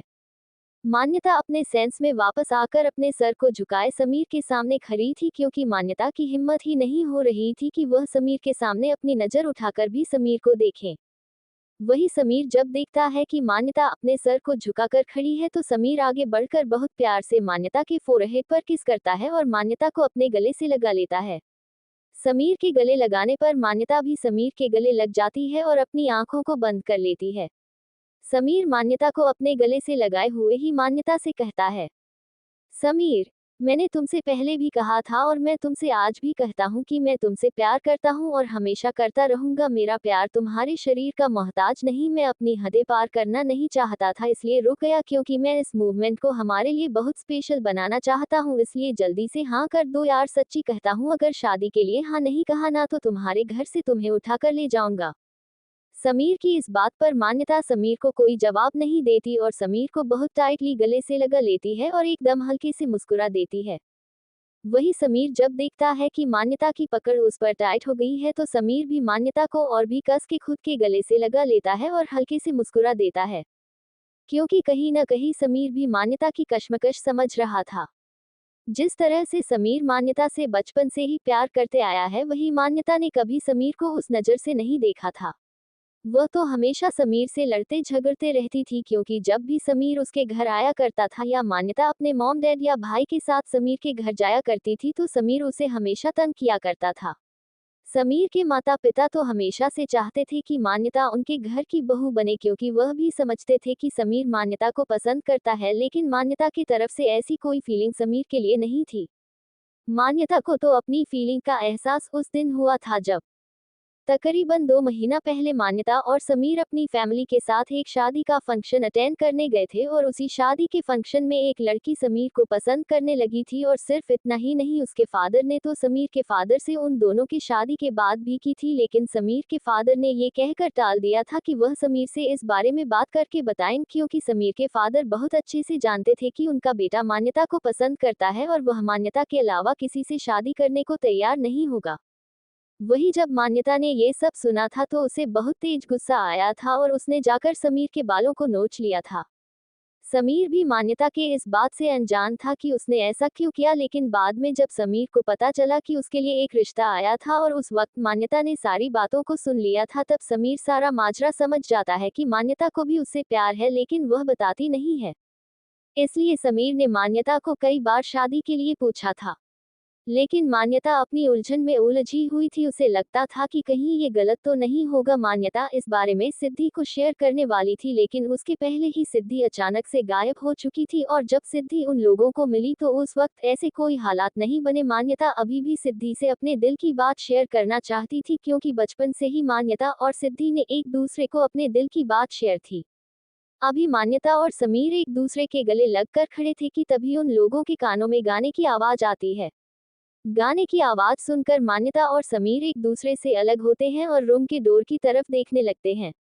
रूम की डोर की तरफ देखने के बाद मान्यता और समीर के एक दूसरे का चेहरा देखते हैं और फिर रूम से बाहर निकल जाते हैं। वहीं दूसरी तरफ विक्रांत अभी एक वॉल से सटा खड़ा था और दिया विक्रांत के सामने खड़ी अपने हाथों को वॉल से टिकाए विक्रांत को डेविल स्माइल करते हुए देख रही थी।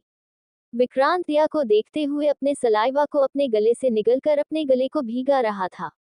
इस वक्त विक्रांत के माथे पर हल्के हल्के पसीने आए हुए थे।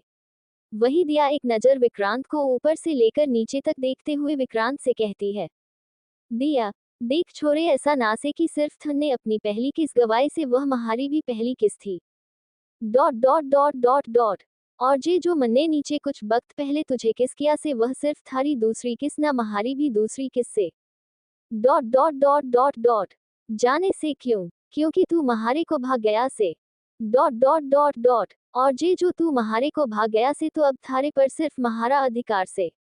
Dot dot dot dot. इस वास्ते अब तू भूल से भी तो किसी दूसरी छोरी की तरफ आंख उठाकर भी ना देखियो। ना तो मैं थारा तो कुछ ना करूंगी, क्योंकि मैं थारे को पसंद करने लगी सू। लेकिन मैं उस छोरी ने जान से मार देगी। लेकिन ऐसा भी ना से कि मैं थारे को कोई सजा ना देगी। जे तूने दूसरी छोरियों की तरफ आंख उठाकर भी देखा तो मैं थारे हाथ या पैर तोड़ देगी। और जे महारी कोई धमकी ना से, पक्की हरियाणवी हूं मैं। अपने बात पर खरी उतरू सू, और इब तू दुल्हा तो महारा ही बनेगा। समझा कि ना। दया के इतने लंबे चौड़े भाषण सुनकर और ऐसी धमकी भरी बातें सुनकर विक्रांत बस अपनी आंखों को बड़ी बड़ी किए दिया को हैरानी से देख रहा था। विक्रांत दिया के बात पर कुछ नहीं बोलता, बस अपने सर को 2-3 बार जल्दी जल्दी हाँ में हिला देता है। वही विक्रांत के सर को हाँ में हिलता देख दिया खुश हो जाती है और खुशी से विक्रांत से कहती है, दिया, जी हुए ना बात। विक्रांत से इतना बोल दिया जल्दी से विक्रांत के होठों पर एक लाइट किस गिरती है और विक्रांत से अलग होकर दिया वहां से भाग जाती है।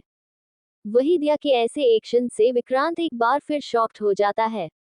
कुछ देर बाद विक्रांत अपने सेंस में वापस आता है और उस दिशा की तरफ देखता है जिस दिशा की तरफ अभी दिया भाग कर गई थी। विक्रांत उस दिशा की तरफ देखते हुए अपने एक हाथ को उठाकर अपने उंगलियों से अपने होठों को छूता है जहां दिया ने कुछ देर पहले किस किया था। विक्रांत अपने होठों को छूते हुए अपनी आंखों को बंद कर लेता है।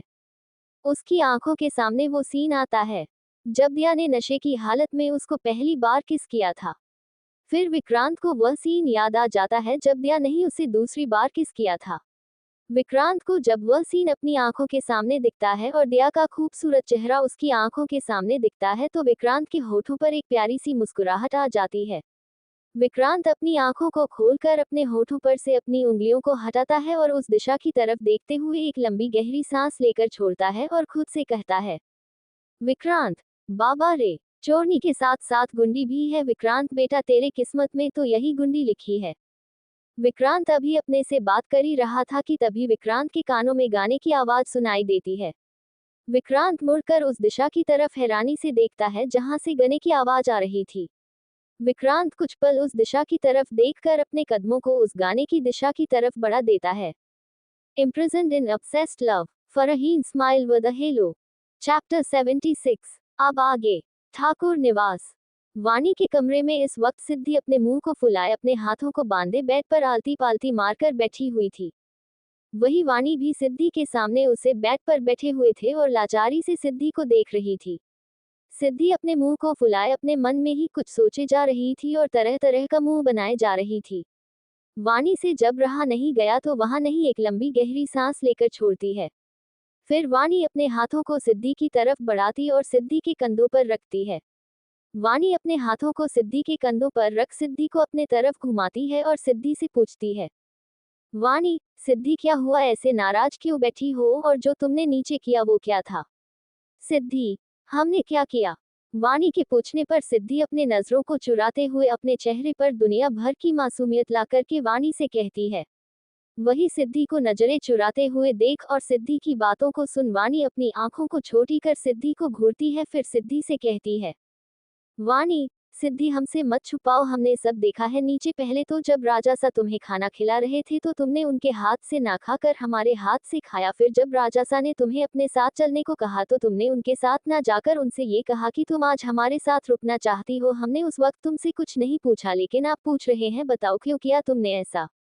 वही वाणी की बातें सुनकर सिद्धि अपने मुंह को लटकाकर वाणी की तरफ देखती है और वाणी से कहती है।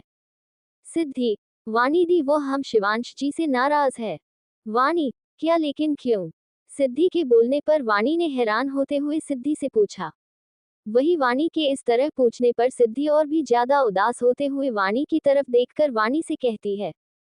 सिद्धि, क्योंकि अब शिवांश जी हमसे प्यार नहीं करते, वो हमसे बोर हो गए हैं। वही सिद्धि किस तरह बोलने पर वाणी एक लंबी गहरी सांस लेकर छोड़ती है और सिद्धि से पूछती है। वाणी, और तुम्हें ऐसा किसने कहा कि राजा सा तुमसे प्यार नहीं करते, वो तुमसे बोर हो गए हैं। वाणी के पूछने पर सिद्धि वाणी को वो सब बता देती है जो कुछ भी उसके और शिवांश के बीच में शिवांश के रूम में हुआ था। वही सिद्धि की सारी बातें सुनने के बाद वाणी हैरानी से सिद्धि की तरफ देखने लगती है। फिर कुछ देर सोचने के बाद वाणी शक भरी नजरों से सिद्धि की तरफ देखकर सिद्धि से पूछती है। वाणी, सिद्धि हमें सच सच बताओ, तुम्हें ये किसने कहा कि अगर तुम्हारे साथ राजासा ने वह सब नहीं किया तो राजासा तुमसे प्यार नहीं करते और वह तुमसे से बोर हो चुके हैं। सिद्धि, क्या नहीं किया प्यार वाली किस्सी। वाणी, हाँ हाँ हाँ, वही किसने कहा तुमसे। वाणी को ये बात बोलते समय शर्म आ रही थी, इसलिए वाणी ने इस वर्ड का जिक्र नहीं किया था। लेकिन सिद्धि, उसने बहुत मासूमियत से वाणी से ये पूछा, जिसका जवाब वाणी ने अपनी नजरों को चुराते हुए सिद्धि को दिया। वही वाणी के जवाब सुनने के बाद और दोबारा से पूछने के बाद सिद्धि ने अपने होंठ के निचले हिस्से को बाहर निकालकर वाणी की तरफ देखते हुए वाणी से कहती है। सिद्धि, मान्या ने कहा। सिद्धि की बातों को सुनकर वाणी अपनी दोनों आईब्रो को आपस में शुक्राते हुए अपनी आंखों को छोटी कर सिद्धि से पूछती है। वाणी, और क्या कहा है तुमसे मान्यता ने। सिद्धि, मान्या ने हमसे कहा है कि जब एक लड़के को एक लड़की आसानी से मिल जाती है तो वह लड़का उस लड़की की कदर करना छोड़ देता है, और अगर कोई लड़का किसी लड़की से प्यार वाली किस्सी कर लेता है तो वह लड़का दोबारा उस लड़की से प्यार वाली किस्सी नहीं करता, क्योंकि वह लड़का उस लड़की से बोर हो गया होता है और वह उससे प्यार भी नहीं करता। सिद्धि अपनी सारी बातें बहुत ही मासूमियत से वाणी को बता रही थी। वही वाणी ने जब सिद्धि की सारी बातें सुनी तो वाणी ने अपना सिर पीट लिया। वाणी ने अपने सर पर मारते हुए खुद से ही कहा। वाणी, ये मान्यता भी ना खुद तो दिन भर उठ पटाख बातें सोचती रहती है और इसे भी बताती रहती है। दोनों ही एक ही कैटेगरी के हैं। वाणी ने खुद से इंता कहकर अब सिद्धि की तरफ देखकर लाचारी से सिद्धि से कहा। वाणी, सिद्धि मेरे बच्चे, ऐसी कोई भी बात नहीं है, राजा सा तुमसे बहुत प्यार करते हैं। फिर वाणी ने सिद्धि के गाल पर बहुत प्यार से अपने हाथ को रखकर सिद्धि को बहुत प्यार से समझाते हुए आगे कहती है। और तुमने ही तो अभी खुद बताया ना कि वह नौकर राजासा से यह कह रहा था कि दादा ठाकुर ने उन्हें बुलाया है। अब तुम ही बताओ, अगर दादा ठाकुर ने उन्हें बुलाया होगा तो कोई जरूरी काम होगा ना। अब दादा ठाकुर ने राजासा को बुलाया और राजासा नहीं गए होते तो दादा ठाकुर को कितना बुरा लगता, और दादा ठाकुर को बुरा लगता तो तुम्हें अच्छा लगता। वाणी के पूछने पर सिद्धि अपने सर को जल्दी जल्दी नाम हिला देती है और वाणी से कहती है। सिद्धि, नहीं वाणी दी, हमें बिल्कुल भी अच्छा नहीं लगता, अगर दादू को बुरा लगता तो। वाणी, हाँ, और राजा सा को भी अच्छा नहीं लगता कि उनके दादू को उनके वजह से बुरा लगा, इसलिए वह उस वक्त दादा ठाकुर के पास चले गए थे। डॉट डॉट डॉट डॉट, और ऐसा बिल्कुल भी नहीं है कि वह तुमसे प्यार नहीं करते या तुमसे बोर हो चुके हैं। अच्छा, हमें एक बात बताए, अगर राजासा तुमसे प्यार नहीं करते या तुमसे बोर हो गए होते तो क्यों वह तुम्हें अपने हाथों से खिलाने के लिए तुम्हारे सामने अपने हाथों को बढ़ाते, क्यों तुम्हें अपने साथ चलने के लिए कहते। उन्होंने ये सब इसलिए किया क्योंकि राजासा तुमसे बहुत प्यार करते हैं, और यह हमने खुद देखा है। वही वाणी के इस तरह समझाने पर सिद्धि समझ जाती है और वाणी की तरफ देखकर क्यूट सी स्माइल करने लगती है। वही वाणी भी सिद्धि को स्माइल करता हुआ देखकर और सिद्धि को समझता हुआ देखकर सिद्धि से अभी कुछ कह नहीं वाली थी कि तभी उन लोगों को एक गाने की आवाज सुनाई देती है। उस गाने की धुन सुनकर वाणी और सिद्धि हैरानी से पहले एक दूसरे का चेहरा देखती है, फिर अपने रूम के डोर की तरफ देखती है। फिर वाणी और सिद्धि बेड पर से उठकर रूम की डोर की तरफ बढ़ते हैं। रूम की डोर को ओपन करके वाणी सिद्धि रूम से बाहर निकलते हैं और उस गाने की धुन की दिशा में चले जाते हैं। वहीं नीचे ठाकुर निवास के दूसरे हॉल की तरफ। ठाकुर निवास के इस हॉल की तरफ आना सभी को मना था, बस कुछ ऐसे लोग थे जो ठाकुर निवास के इस हॉल की तरफ आ सकते थे। ठाकुर निवास का ये हॉल ज्यादातर बंद रहा करता था, लेकिन आज इतने सालों बाद इस हॉल को खोला गया था। सिर्फ इतना ही नहीं, बल्कि आज इतने सालों बाद इस हॉल से एक गाने की आवाज आ रही थी। इस पूरे हॉल के बीचों बीच एक ब्लैक कलर का पियानो रखा हुआ था और उसके कुछ दूरी पर इर्द गिर्द तरह तरह के बैठने के डिजाइनर सोफे, काउच रखे हुए थे। इस हॉल के वॉल पर राजा महाराजाओं की पेंटिंग लगी हुई थी। इस पेंटिंग में दादा ठाकुर की भी पेंटिंग थी और शिवांगी आवान की भी पेंटिंग थी। इस हॉल में बहुत ही खूबसूरत खूबसूरत शोकेस लगे हुए थे। वही जहां पर हॉल में एक बड़ा सा ब्लैक कलर का पियानो रखा हुआ था, उस पियानो की टेबल पर एक बेहद हैंडसम और स्मार्ट लड़का बैठा उस पियानो के बटन पर अपनी उंगलियां चला रहा था। वह हैंडसम लड़का पियानो पर अपनी उंगलियां चलाते हुए गाने भी गुनगुना रहा था। तभी उस हॉल में समीर और मान्यता आते हैं और हैरानी हो जाते हैं। फिर मान्यता उस हैंडसम लड़के को देखते हुए स्माइल करने लगती है, लेकिन समीर के चेहरे पर अभी भी हैरानी साफ नजर आ रही थी। अभी समीर और मान्यता उस लड़के को देख ही रहे थे कि उतनी में शमशेर आवान और अवी भी वहां पर आ जाते हैं। जब वह तीनों यहाँ पर आते हैं तो इन दोनों की हैरानी का तो कोई ठिकाना ही नहीं था। ये तीनों हैरान होकर एक दूसरे की तरफ देखते हैं और फिर सामने की ओर देखने लगते हैं। अभी इनमें से कोई कुछ कहता कि तभी दूसरी तरफ से विक्रांत आता है और अपने हैरान भरे लहजे में उन सब से कहता है, विक्रांत, ये कैसे हो सकता है? ये तो शिवांश भाई सा, और इतने सालों बाद आज ये खुद इस हॉल को खोल के इस हॉल में पियानो बजा रहे हैं, जबकि सालों पहले इन्होंने खुद ही इस हॉल के दरवाजे पर ताला लगाया था और सबको सख्त हिदायत दी थी कि कोई भी इस हॉल में नहीं आएगा। और आज ये खुद ही। विक्रांत ने अपनी बातों को अधूरी छोड़ते हुए शमशेर, समीर, आवान और अवी की तरफ देखा। वह चारों भी शॉकन रिएक्शन के साथ सामने उस लड़के को देख रहे थे, जो और कोई नहीं शिवांश था। तभी उस हाल में सिद्धि वाणी के साथ आती है। सिद्धि और वाणी के साथ दिया और अम्मा भी थी, जो सिद्धि और वाणी को इस तरफ आता देख गाने की धुन के सुनकर उन्हीं के साथ आ गई थी। अम्मा भी शिवांश को आज यहाँ इतने सालों बाद खुद से आता देख और खुद से गाता देख हैरान थी, उनकी आंखों में नमी थी। वही दिया और वाणी ने जब शिवांश को गाते हुए देखा तो वह दोनों भी हैरान थी। लेकिन उनके हैरानी का कारण ये था कि उन्हें ऐसा लगा नहीं था कि शिवांश जैसी पर्सनैलिटी का इंसान इतना अच्छा गाना और पियानो भी बजाता होगा। उन दोनों ने शिवांश की तरफ देखा और फिर एक दूसरे का चेहरा देखकर मुस्कुरा दी और सिद्धि की तरफ देखने लगी। वही सिद्धि बहुत प्यार से शिवांश को देख रही थी। तभी उनके कानों में शिवांश के गाने की आवाज पड़ी। वही शिवांश जब देखता है कि सिद्धि यहाँ आ चुकी है तो अपना सर उठा के सिद्धि की तरफ बहुत प्यार से देखते हुए गाने की लाइन गाना शुरू करता है।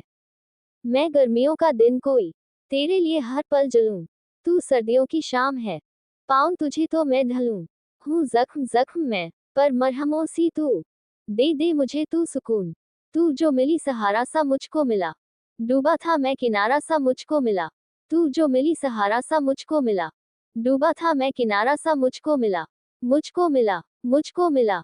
शिवांश गाना गाते हुए बस सिद्धि को ही देखे जा रहा था, वही सिद्धि भी बस शिवांश को ही देखी जा रही थी। ऐसा लग रहा था कि जैसे उनके अलावा वहां और कोई है ही नहीं। तभी शिवांश सिद्धि को देखते हुए गाने के आगे की बोल गाता है, बिन तेरे मैं जिंदगी के आईने में कितना था अधूरा, खुद को तुझसे जोड़ के जो मैंने देखा, तो लगा हूँ पूरा, हम मैं था जो भी, ना था वो भी, अब हूँ जो भी, शुक्रिया है तेरा। वही शिवांश का गाना सुनकर विक्रांत, आवान, अवी, समीर और शमशेर शिवांश के अंदर जो इतने सालों से दर्द था वह समझ पा रहे थे। इन पांचों की आंखों में भी शिवांश को देखकर नमी थी, लेकिन उन सबको खुशी भी थी कि शिवांश सिद्धि के लिए अब खुद को बदल रहा है। उन सबको इस बात की खुशी थी कि शिवांश अब पहले जैसा बन रहा है। वही मान्यता अब समीर के पास से हटकर सिद्धि के पास जाकर खड़ी हो चुकी थी। मान्यता, वाणी और दया भी सिद्धि के लिए बहुत खुश थी कि सिद्धि को शिवांश जैसा जीवन साथी मिला है। इन सब में सबसे ज्यादा मान्यता खुश थी, क्योंकि एक मान्यता ही थी जिसने सिद्धि को बचपन से देखा है। मान्यता भी जानती थी कि सिद्धि ने भी बचपन से कम दुख और दर्द नहीं झेले हैं। वह तीनों भी मुस्कुराते हुए कभी सिद्धि को देखती तो कभी शिवांश को देखती। वही शिवांश गाने के आगे की बोल गाता है, पत्थरों में ये खुदा सा ढूंढने का नजरिया है तेरा। शिवांश अब गाने गाते हुए पियानो के टेबल से उठकर अपने कदम सिद्धि की तरफ बढ़ा देता है। शिवांश अपने कदम सिद्धि की तरफ बढ़ाते हुए गाने की आगे की बोल जाता है, ना शख्स में ना शख्सियत, बरसों से हूँ बेनाम सा, बंजारों सा फिरता हूँ मैं, बन जाना तू घर का पता। शिवांश सिद्धि के पास पहुंचकर सिद्धि को बहुत प्यार से देखते हुए अपने एक हाथ को बढ़ाकर सिद्धि के सर के पीछे ले जाता है और सिद्धि का सर पकड़कर अपने सर को थोड़ा झुकाकर सिद्धि के सर को अपने सर से जोड़ लेता है। शिवांश के ऐसा करते ही सिद्धि अपनी नजर उठाकर शिवांश की आंखों में देखने लगती है। शिवांश भी सिद्धि की आंखों में बेहद प्यार से देख रहा था। शिवांश सिद्धि की आंखों में देखते हुए गाने के आगे की बोल गाता है, हूँ दर्द दर्द में, और है दावा सी तू, दे दे मुझे तू सुकून, तू जो मिली सहारा सा मुझको मिला, डूबा था मैं किनारा सा मुझको मिला, तू जो मिली सहारा सा मुझको मिला, डूबा था मैं किनारा सा मुझको मिला, मुझको मिला, मुझको मिला। Imprisoned in obsessed love, Farheen smile with a hello. Chapter 77। अब आगे। ठाकुर निवास। शिवांश अपना गाना खत्म करता है। वही शिवांश का गाना खत्म होते ही अचानक ही सिद्धि अपने सर को शिवांश के सर से हटाती है और जल्दी से शिवांश के गले से लग जाती है।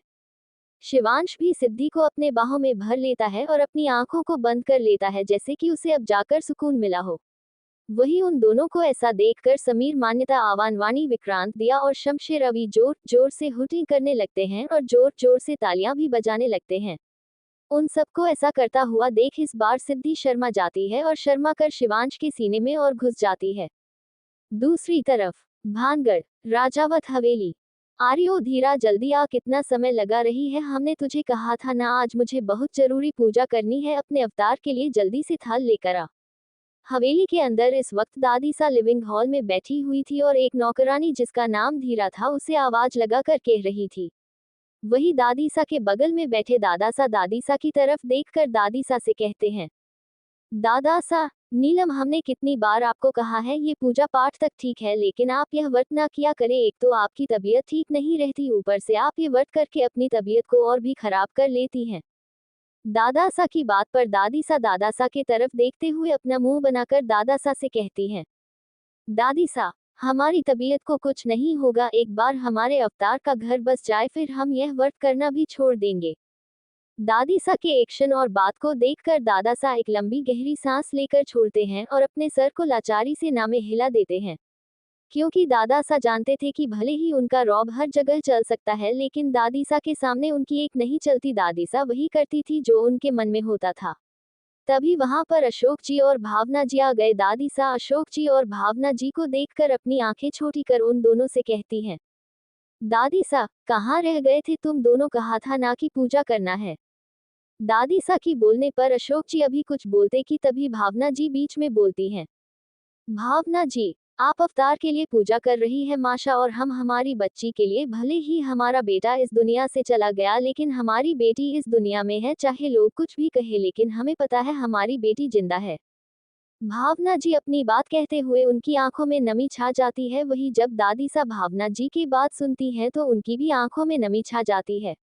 दादासा और अशोक जी भी भावना जी की बात सुनकर अपने चेहरे की उदासी को छुपा नहीं पाते। दादीसा अपनी आंखों की नमी साफ करके भावना जी से अपने भरे गले से कहती हैं, दादीसा, तुम्हें क्या लगता है कि हमने सिर्फ अवतार के लिए यह पूजा रखी है, हमने अपनी उस पोती के लिए भी पूजा रखी है जो बरसों पहले हमसे छिन गई थी। हम भी तुम्हारी तरह इस आस में कि एक दिन वह हमें जरूर मिलेगी और देखना स्वयं भोलेनाथ उसे हमारे पास भेजेंगे। दादीसा की बात पर भावना जी अपनी आंखों की नमी पूछते हुए अपने सर को हाँ में हिला देती हैं। भावना जी के सर को हाँ में हिलता देख दादीसा भी मुस्कुरा देती हैं।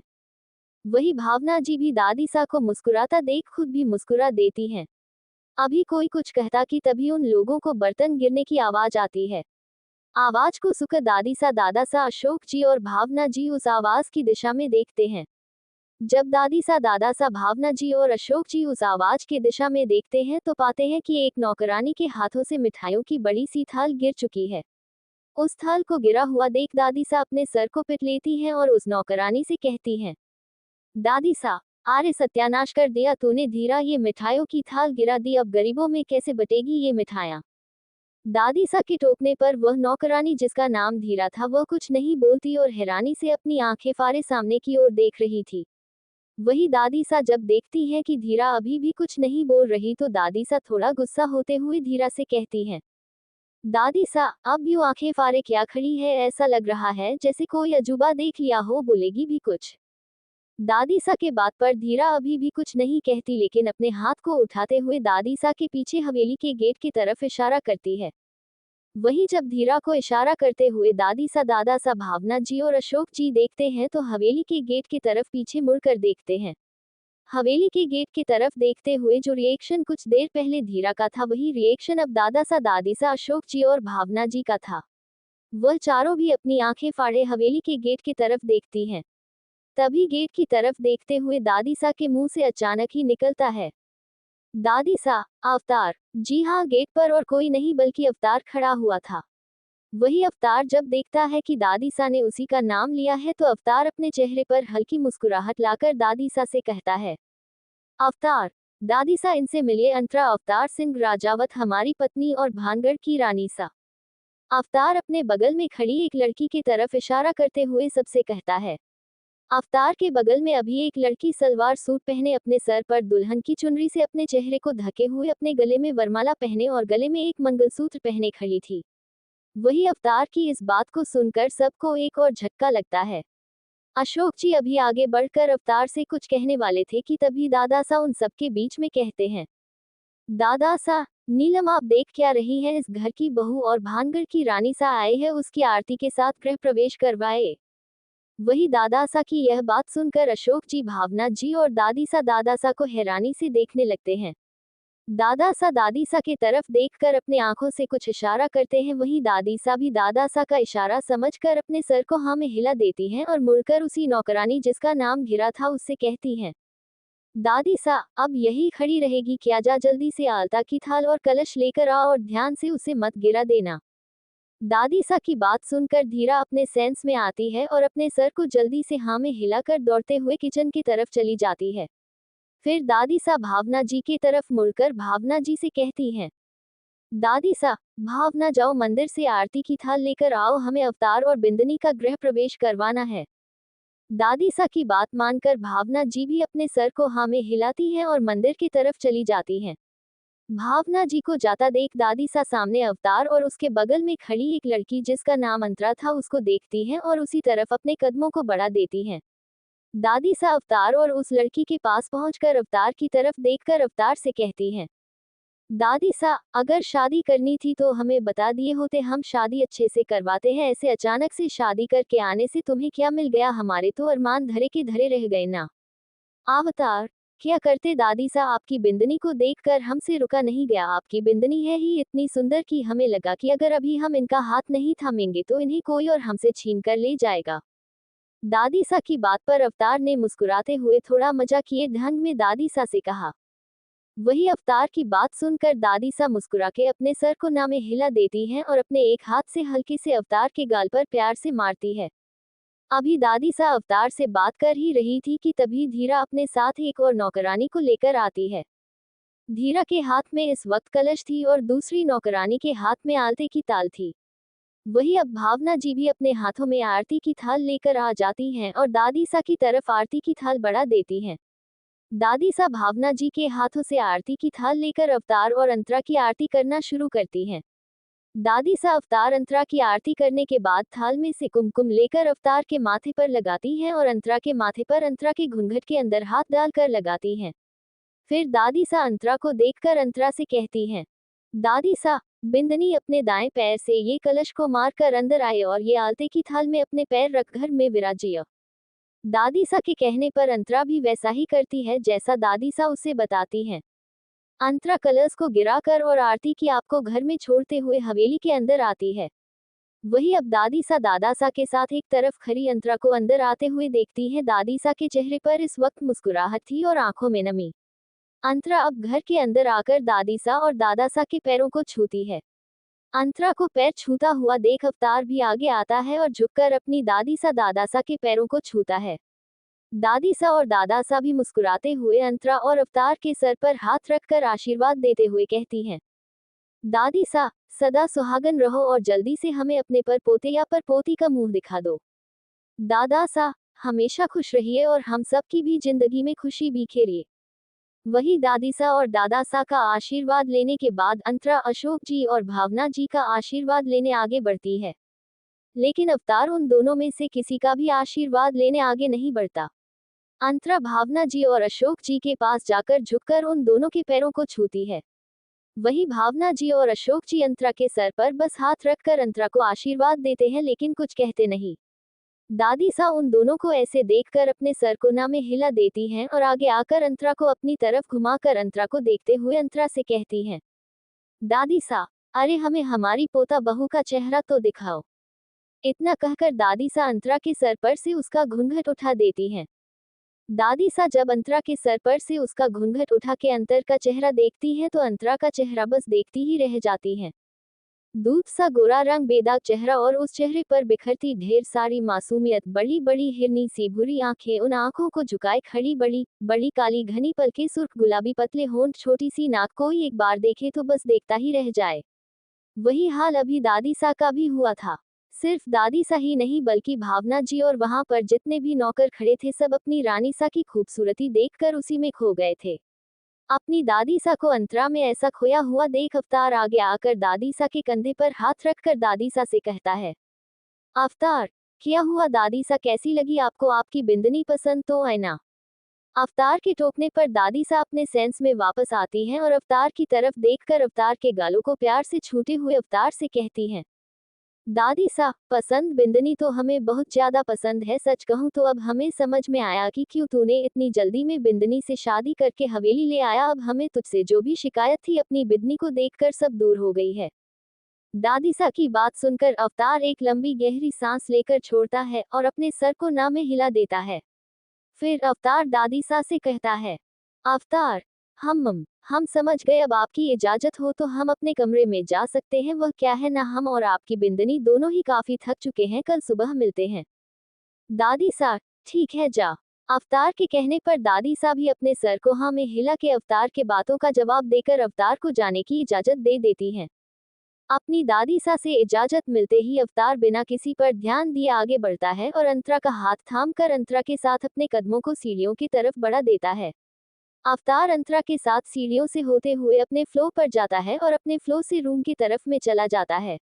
अवतार अपने रूम में आकर अंतरा कहाँ छोड़ता है और अंतरा की तरफ देखकर अंतरा से कहता है, अवतार, जाकर फ्रेश हो जाए, आपके जरूरत का जो भी सामान होगा वह आपको वॉशरूम में मिल जाएगा।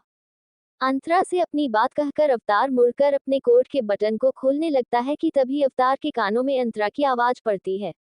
वही अंतरा की बात सुनकर अवतार हैरानी से अंतरा को देखने लगता है। Imprisoned in obsessed love, Farheen smile with a hello. Chapter 78। अब आगे। भानगढ़, राजावत हवेली। अवतार का कमरा। अंतरा से फ्रेश होने का कहकर अवतार भी घूम के अपने कोट के बटन को खोलने लगता है। तभी अवतार के कानों में अंतरा की आवाज आती है जो अवतार की पीठ देखकर अवतार से कह रही थी, अंतरा, आपका नाम क्या है?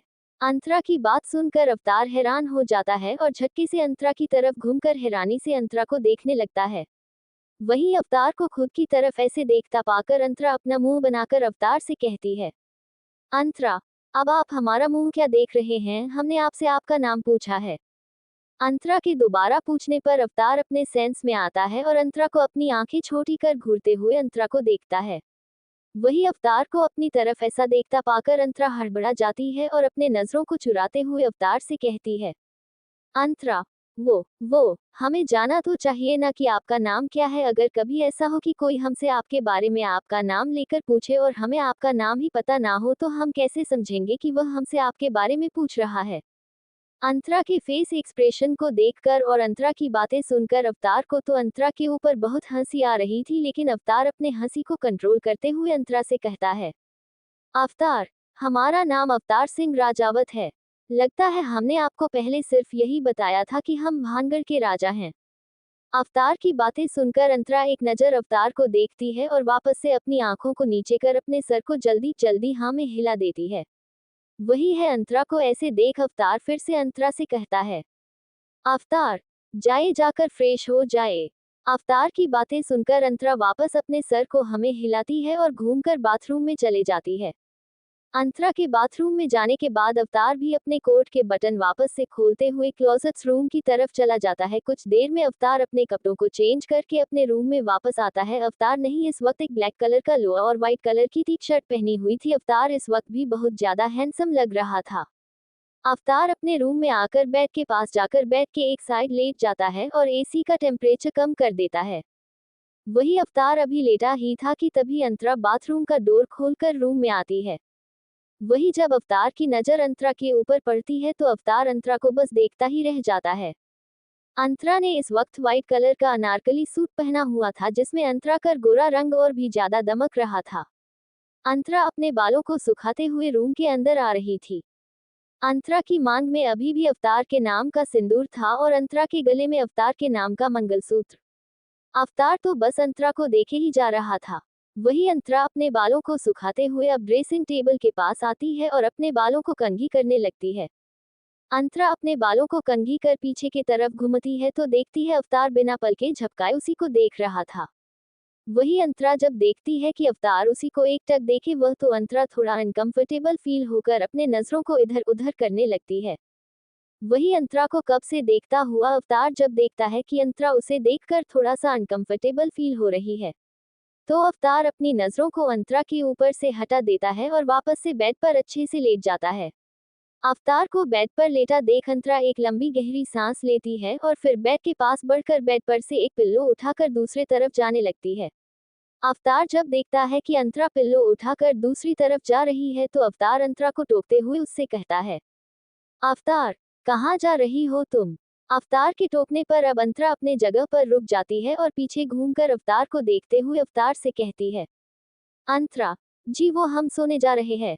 अवतार जब अंतरा की बातें सुनता है तो बेड पर अच्छे से उठकर बैठ जाता है। फिर अवतार अंतरा की तरफ देखते हुए और अपने एक हाथ से बेड की तरफ इशारा करते हुए अंतरा से कहता है, अवतार, जब बेड यहाँ है तो तुम वहाँ क्या जा रही हो? अंतरा, जी हम जानते हैं लेकिन यहाँ तो आप सोते हैं ना। आप यहाँ सो जाए हम वहाँ सोफे पर जाकर सो जाते हैं। अवतार, शादी की है हमने आपसे कोई मजाक नहीं जो हम बेड पर सोएंगे और आप वहाँ पर दूसरी तरफ सोफे पर चुपचाप से आकर इस बेड पर सो जाए। हम आपकी हिचकिचाहट को समझ सकते हैं लेकिन घबराने की बात नहीं है, हम बेड के इस तरह सो जाएंगे और आप बेड के उस तरफ। अवतार ने इस बार अंतरा से अपने थोड़े सख्त अंदाज में कहा। वही अंतरा अवतार की बातें सुनकर अब बेड पर आती है और बेड के दूसरे साइड जाकर आराम से लेट जाती है। अंतरा बेड पर लेटकर दूसरी तरफ करवट बदल लेती है और अपनी आंखों को बंद कर लेती है। वही अवतार जब अंतरा को इस तरह देखता है तो हल्के से मुस्कुराकर वह भी बेड पर लेट जाता है और वह भी अंतरा की तरफ पीट कर अपनी आंखों को बंद कर लेता है। फिर अंतरा धीरे से अपनी आंखों को खोलती है और अवतार की तरफ पीठ किए हुए ही अपने सर को घुमा के अवतार को देखती है। जब अंतरा अवतार की तरफ देखती है तो पाती है कि अवतार भी उसी की तरफ पीठ करके लेटा हुआ है। अवतार को इस तरह से देखकर अंतरा वापस से अपने सर को घुमा देती है और अपने मन में सोचते हुए खुद से अपने मन में कहती है, अंतरा, आपने हम पर बहुत बड़ा एहसान किया है। आपने उस वक्त हमारा साथ दिया जिस वक्त सबने हमारा साथ छोड़ दिया था। अगर आज आप नहीं होते तो हम ना जाने कहां कहां भटकते फिरते। आप हमारी जिंदगी में एक फरिश्ते बनकर आए हैं। हमने आपकी आंखों में वह दर्द वह तकलीफ देखी है जो अपनों से बिछड़ने पर होती है। हम आज खुद से वादा करते हैं कि आपकी जिंदगी में कभी दुख नहीं आने देंगे और आपकी जिंदगी की सारी खुशियां आपको देंगे और इस रिश्ते को पूरी ईमानदारी से निभाएंगे। अंतरा अभी अपने मन में ये सारी बातें सोच ही रही थी कि तभी अंतरा के कानों में अवतार की आवाज सुनाई देती है जो अंतरा से कह रहा था, अवतार, सो जाओ बीवी, काफी रात हो चुकी है और घबराए नहीं, हम अभी कुछ नहीं करेंगे, हम कुछ वक्त बाद वो सारी चीजें करेंगे जो आपके मन में चल रहा है। वही जब अंतरा अवतार की बात सुनती है तो उसके गाल कान सब शर्म से लाल हो जाते हैं और अंतरा जल्दी से अपनी आंखों को बंद कर सोने की कोशिश करने लगती है। लेकिन अंतरा के दिमाग में बस अवतार की कहीं एक ही बातें गूंज रही थी, बीवी। वही अवतार भी अब अंतरा से अपनी बात कहकर शरारती ढंग से मुस्कुराता है। अवतार अभी भी अंतरा की तरफ पीठ करके ही लेटा हुआ था। अवतार ने अंतरा की तरफ बिना देखे ही अंतरा से सारी बात कही थी। अंतरा से अपनी बात कहने के बाद अवतार अपने मन में खुद से ही कहता है, अवतार, जानता हूँ बीवी कि आप क्या सोच रही होंगी अपने मन में, लेकिन हमने आपके ऊपर कोई एहसान नहीं किया है। ना जाने क्यों जब आपको पहली बार उस डांस बार में डांस करते हुए देखा तो एक सुकून सा मिला, और जब दूसरी बार बंजारों के साथ मिलकर आपको गाना गाते हुए देखा तो उस वक्त ऐसा लगा कि जैसे हमारी जिंदगी का अधूरापन भर रहा है। Dot dot dot dot dot dot. हमारी माँ हमसे कहा करती थी कि हमें हमारी जिंदगी में सुकून और शांति उसी को देखकर मिलती है जिसे महादेव ने स्वयं हमारे लिए भेजा हो। आपसे शादी हमने इसलिए की ताकि जिस सुकून की तलाश में हम भटक रहे हैं वह सुकून हमें वापस से हमारी जिंदगी में मिल जाए। लेकिन आज खुद से एक वादा जरूर करेंगे कि कभी आपकी जिंदगी में कोई भी तकलीफ नहीं आने देंगे और आपको हमेशा खुश रखेंगे और इस रिश्ते को पूरी ईमानदारी से निभाएंगे। खुद से इतनी बात कहकर अवतार भी अपनी आंखों को बंद कर सोने की कोशिश करने लगता है। थोड़ी ही देर में अवतार और अंतरा दोनों ही नींद की आगोश में चले जाते हैं। आज अवतार और अंतरा दोनों ने ही एक दूसरे के जिंदगी में खुशी देने का और रिश्ते को पूरी ईमानदारी से निभाने का खुद से वादा किया है। अब देखना यह है कि ये वादा इन दोनों को कहां तक ले जाएगा और आने वाला वक्त ही कैसा रहेगा। अगली सुबह, सजावट हवेली। सुबह के 6 बजे बज रहे थे। इस वक्त हवेली में हर कोई सो रहा था। तभी सबके कानों में गाने की आवाज सुनाई देती है। ईश्वर सत्य है, सत्य ही शिव है, शिव ही सुंदर है, जागो उठकर देखो, जीवन ज्योत उजागर है, सत्यम शिवम सुंदरम, सत्यम शिवम सुंदरम, सत्यम शिवम सुंदरम, सुंदरम, सत्यम शिवम सुंदरम, सत्यम शिवम सुंदरम। उस आवाज को सुनकर दादी सा, जो अभी कुछ देर पहले उठकर शॉवर लेकर अपने कमरे से बाहर निकलते हुए मंदिर की तरफ जा रही थी, जब वह ये गाने की आवाज सुनती है तो हैरान हो जाती है। फिर अपनी हैरानी को संभालते हुए दादी सा मंदिर की तरफ अपने कदम वापस से बढ़ा देती हैं। वही जब दादी सा मंदिर के प्रांगण में आती है तो देखती है एक लड़की लाल साड़ी पहने मंदिर में खड़ी आरती गा रही थी। दादी सा उस लड़की को देखकर उस लड़की को पहचानने के लिए थोड़ा सा आगे बढ़ती है तो पाती है ये लड़की और कोई नहीं बल्कि उनकी बिंदनी अंतरा है। वही अंतरा लाल साड़ी पहने, अपने मांग में सिंदूर लगाए, अपने गले में मंगलसूत्र पहने, अपने दोनों हाथों में चूड़ियां भरकर पहने हुए और अपने सर पर पल्लू रखे हुए महादेव की आरती कर रही थी। ईश्वर सत्य है, सत्य ही शिव है, शिव ही सुंदर है, सत्यम शिवम सुंदरम, सत्यम शिवम सुंदरम। वही अंतरा को आरती करते हुए दादीसा की आंखों में नमी छा जाती है। लेकिन जल्द ही दादीस अपनी आंखों की नमी साफ करके मुस्कुराते हुए अंतरा को देखने लगती हैं। दादीसा अंतरा की आवाज सुनकर उसमें खोती ही चली जा रही थी। राम अवध में, राम अवध में, काशी में, शिव कान्हा वृंदावन में, दया करो प्रभु देखूं इनको, दया करो प्रभु देखूं इनको, हर घर के आंगन में। अंतरा की आवाज सुनकर आप दादा सा भी अपने कमरे से निकलकर हॉल में आते हैं और हॉल से होते हुए मंदिर के प्रांगण में चले जाते हैं। वही दादा सा जब मंदिर के प्रांगण में आते हैं और वह भी जब अंतरा को देखते हैं तो काफी खुश हो जाते हैं और अपनी आंखों को बंद कर महादेव की मूर्ति के सामने अपने हाथों को जोड़ लेते हैं। अंतरा की आवाज सुनकर आप भावना जी और अशोक जी भी अपने कमरे से बाहर आते हैं और मंदिर के प्रांगण में चले जाते हैं। वह दोनों भी मंदिर के प्रांगण में आकर अंतरा को गाते हुए देखते हैं तो वह दोनों भी अपने हाथों को महादेव की मूर्ति के सामने जोड़कर अपनी आंखों को बंद कर लेते हैं। राधा मोहन शरणम, सत्यम शिवम सुंदरम, सत्यम शिवम सुंदरम। अंतरा की आवाज सुनकर अब धीरे धीरे हवेली के सारे नौकर भी मंदिर के प्रांगण में आकर अंतरा के भजन को सुनकर उसमें खोसे जा रहे थे। सारे नौकर अपनी आंखों को बंद कर महादेव की मूर्ति के सामने अपने हाथों को जोड़कर अपने सर को झुकाकर खड़े हो जाते हैं। सिर्फ इतना ही नहीं, अंतरा की मधुर आवाज सुन अवतार भी अपने कमरे से बाहर निकलता है और हॉल से होते हुए मंदिर के प्रांगण में चला जाता है। अवतार मंदिर के प्रांगण में आकर सब कुछ भूलकर बस अंतरा की तरफ बढ़े जा रहा था। अवतार अपने कदमों को बढ़ाते हुए अंतरा के पास पहुंचता है और एकटक बस अंतरा को देखने में लग जाता है। एक सूर्य है, एक सूर्य है, एक गगन है, एक ही धरती माता। दया करो प्रभु एक बने सब, दया करो प्रभु एक बने सब, सबका एक से नाता।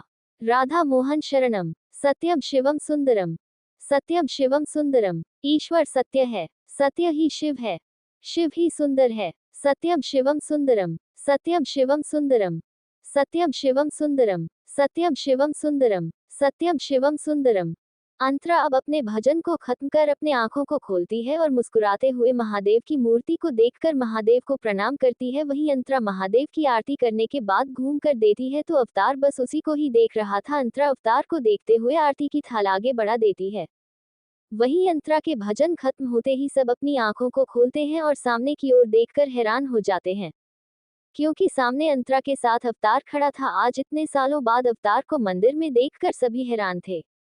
वही जब सब देखते हैं कि अंतरा अवतार को आरती लेने का इशारा कर रही है तो सबको अंतरा के लिए एक डर सताने लगता है कि कहीं अवतार अंतरा के ऊपर गुस्सा ना कर दे। वही इन सब से उलट अवतार जब देखता है कि अंतरा उसे आरती लेने का इशारा कर रही है तो अवतार बिना किसी झिझक के आरती की थाल से आरती ले लेता है, और सिर्फ इतना ही नहीं, अवतार आरती की थाल से सिंदूर को उठाकर अंतरा की मांग में भर देता है। वही अंतरा जब पाती है कि अवतार उसके मांग में सिंदूर भर चुका है तो अंतरा अपनी आंखों को बंद कर लेती है। फिर अवतार अंतरा की तरफ देख अंतरा से कुछ कहता जिसे सुनकर सब हैरान हो जाते हैं। Imprisoned in obsessed love, Faraheen smile with a halo. Chapter 79। अब आगे। भानगढ़, राजावत हवेली। आरती लेने के बाद अवतार अंतरा की तरफ देखकर अंतरा से कहता है, अवतार बीवी हमारा ब्रेकफास्ट लगा दीजिए, हमें ब्रेकफास्ट करना है और हाँ आज हमें एक पार्टी में जाना है तो शाम में आप तैयार रहिएगा। इतना बोल अवतार बिना किसी की बात सुने वहां से अपने कमरे की ओर चला जाता है। अवतार की यह बात सुनकर सब एक बार फिर से हैरान हो जाते हैं, क्योंकि आज इतने सालों बाद अवतार ने खुद कहा था कि वह ब्रेकफास्ट करना चाहता है। लेकिन दादा सा वह अवतार की बात सुनकर एक नजर अवतार को जाता हुआ देखकर और फिर अपनी नजर अंतरा की तरफ करके मुस्कुरा देते हैं। वहीं अवतार को अपने कमरे की ओर जाता हुआ देख अब अंतरा मुस्कुरा देती है और फिर अंतरा सभी को आरती देने के लिए बढ़ जाती है। अंतरा सभी को आरती देकर सभी से आशीर्वाद लेती है और किचन की तरफ जाने लगती है कि तभी दादी सा अंतरा को किचन में जाने से रोकती हैं। फिर दादी सा धीरा से अंतरा, अवतार और बाकी सभी का नाश्ता लगाने को कहती हैं। धीरा भी दादी सा की बात मानकर अंतरा, अवतार और सभी के लिए नाश्ता लगाने चली जाती है तो दादी सा अंतरा की तरफ देखकर मुस्कुराते हुए अंतरा से कहती हैं, दादी सा अभी आपका चूल्हा पूजन नहीं हुआ है इसलिए आप रसोई में नहीं जा सकती। आज पार्टी से वापस आ जाए तो कल हम आपकी मुंह दिखाए और चूल्हा पूजन कर देंगे, फिर आपको जितना भी रसोई में जाना हो उतना जाएगा और सिर्फ अपने पति के लिए ही नहीं हमारे लिए भी नाश्ता दे दीजिएगा। दादी सा अंतरा को थोड़ा छेड़ते हुए आखिरी की लाइन को कहती हैं। वही अंतरा भी दादी सा के बात सुनकर शर्माते हुए अपने सर को नीचे कर लेती है। अंतरा को इस तरह से शर्माता हुआ देख दादी सा भी हंस देती हैं। कुछ ही वाक्य में सभी लोग डाइनिंग टेबल पर आकर बैठ जाते हैं। डाइनिंग टेबल के हेड चेयर पर दादा सा बैठे थे और दादा सा के राइट साइड वाली चेयर पर दादी सा बैठी हुई थी। वही दादा सा के लेफ्ट साइड वाली चेयर पर अशोक जी बैठे हुए थे और अशोक जी के बगल वाली चेयर पर भावना जी बैठे हुए थी। अवतार दादा सा के ठीक सामने वाली दूसरी हेड चेयर पर बैठा हुआ था और अवतार के राइट साइड में अंतरा बैठी हुई थी। ब्रेकफास्ट डाइनिंग टेबल पर लग चुका था। अंतरा ने पहले कभी ऐसे रॉयल तरीके से ब्रेकफास्ट नहीं किया था तो उसे समझ नहीं आ रहा था कि वो क्या करे। लेकिन फिर भी अंतरा अपनी चेयर पर बैठे ही एक बाउल को अपने हाथ में उठाती है और अवतार को खाना सर्व करना शुरू कर देती है। वही अवतार जब देखता है कि अंतरा उसे खाना सर्व कर रही है तो अवतार अंतरा की तरफ देखकर एक हल्की सी स्माइल दे देता है। अंतरा भी अवतार को देखकर थोड़ा सा मुस्कुरा देती है और अवतार को खाना सर्व करने लगती है। वही जब दादी सा देखती है कि अंतरा अवतार को खाना सर्व कर रही है तो दादी सा को बहुत खुशी होती है, लेकिन जब भावना जी देखती हैं कि अंतरा अवतार को खाना सर्व कर रही है तो भावना जी अंतरा को कहती हैं, भावना जी नई बिंदनी हो सकता है आपके यहाँ खाना घर के लोग सर्व करते होंगे क्योंकि वहाँ कोई सर्वेंट नहीं होगा, लेकिन यहाँ ऐसा नहीं चलता। हम रॉयल फैमिली हैं और रॉयल फैमिली में कुछ क्लास होते हैं, इसलिए हमारे यहाँ खाना सर्वेंट सर्व करते हैं। वहीं अंतरा जब भावना जी की बात सुनती है तो अंतरा को बहुत बुरा लगता है, पर फिर भी अंतरा कुछ नहीं कहती। लेकिन अवतार वह भावना जी की तरफ देखकर बिना एक्सप्रेशन के भावना जी से कहता है, अवतार बिल्कुल सही कहा आपने चाची जी, रॉयल फैमिली की कुछ क्लास होती है, लेकिन ये किस किताब में लिखा हुआ है कि एक पत्नी अपने पति को खाना सर्व नहीं कर सकती। और शायद आप भूल रहे हैं कि हमारी माँ भानगढ़ की रानी थी, उसके बावजूद वह हमारे लिए खाने बनाती थी और अपने हाथों से हमारे पिता को सर्व करती थी को, और हमारी बीवी हमें खाना सर्व कर रही है। लेकिन अफसोस यह आप नहीं समझ सकती क्योंकि आपने तो कभी चाचा जी को अपने हाथों से खाना सर्व नहीं किया। इतना कह के अवतार भावना जी को देखते हुए तिरछी मुस्कुराहट मुस्कुरा देता है। वही अवतार क्या ऐसा जवाब सुनकर भावना जी अवतार को घूर कर देखती है लेकिन कुछ कहती नहीं। भावना जी अब अपने सर को घुमाकर सीधा कर लेती है। उतने में सारे सेर्वेंट सबको उनका ब्रेकफास्ट सर्व करते देते हैं। सबको उनका ब्रेकफास्ट सर्व करने के बाद सेर्वेंट पीछे हट जाते हैं और अपना सर झुकाकर खड़े हो जाते हैं। सब अपना अपना ब्रेकफास्ट करने लगते हैं। वही अवतार और अंतरा भी अपना ब्रेकफास्ट कर रहे थे। अवतार जब अंतरा की तरफ देखता है तो पाता है कि अंतरा बहुत कम खा रही है, जिसे देख अवतार समझ जाता है कि अंतरा आज पहली बार उन सबके साथ ब्रेकफास्ट कर रही है, जिस वजह से उसे खाने में असहजता महसूस हो रही है। तभी अवतार सब्जी का बाउल उठाकर सब्जी में से थोड़ा सा अंतरा के प्लेट में रखता है और फिर एक और रोटी अंतरा के प्लेट में रख देता है। अवतार के ऐसा करने से अंतरा अवतार को हैरानी से देखने लगती है, तो अवतार अपने आंखों से अंतरा को खाने का इशारा करता है। अंतरा भी अवतार की बात मानकर चुपचाप अपने प्लेट में रखा खाना खाने लगती है। वही उन दोनों को कब से देख रहे हैं दादा सा और दादी सा। उन दोनों की ऐसी बॉन्डिंग देखकर एक दूसरे को देखते हैं और मुस्कुरा देते हैं। सब अपना अपना ब्रेकफास्ट करते हैं और उठकर अपने अपने कमरे में चले जाते हैं। वही अंतरा भी अवतार के साथ कमरे में आती है, तो अवतार अंतरा की तरफ देखकर अंतरा से कहता है, अवतार बीवी रेडी हो जाए, हम हमारे प्राइवेट बंगले पर चलेंगे क्योंकि वहां आपको तैयार भी होना है और हम वहीं से पार्टी में भी जाएंगे। अंतरा अवतार की बातें सुनकर ज्यादा कुछ नहीं कहती और अपने सर को हाँ में हिलाकर बाथरूम में फ्रेश होने चली जाती है। कुछ देर बाद अंतरा फ्रेश होकर आती है। अंतरा को बाथरूम से आता देख अवतार भी सोफे पर से उठ जाता है और अंतरा का हाथ पकड़कर अपने रूम से बाहर आने लगता है। वही अंतरा कभी अपने हाथ को देखती तो कभी अवतार को। अंतरा को अभी बहुत शर्म आ रहा था, लेकिन अंतरा कुछ नहीं कहती और अपने हाथ को अवतार की हाथ में देखकर हल्के से मुस्कुरा देती है। अवतार अंतरा को लेकर नीचे हॉल में आता है और नीचे हॉल से होते हुए हवेली के बाहर चला जाता है। वही हवेली के बाहर अवतार की कार खड़ी रहती है और अवतार की कार के बैक सीट का डोर देवा खोलकर खड़ा रहता है। अवतार देवा को एक नजर देखता है, अंतरा को अपने साथ लेकर कार में बैठ जाता है। वही अवतार के बैठते ही देवा भी बैक सीट का डोर बंद करता है और आगे वाली पैसेंजर सीट पर बैठ जाता है। पैसेंजर सीट पर बैठने के बाद देवा ड्राइवर को अवतार के प्राइवेट विला चलने को कहता है। ड्राइवर भी देवा की बात मानकर कार को स्टार्ट कर देता है और कार को हवेली के बाहर ले जाता है।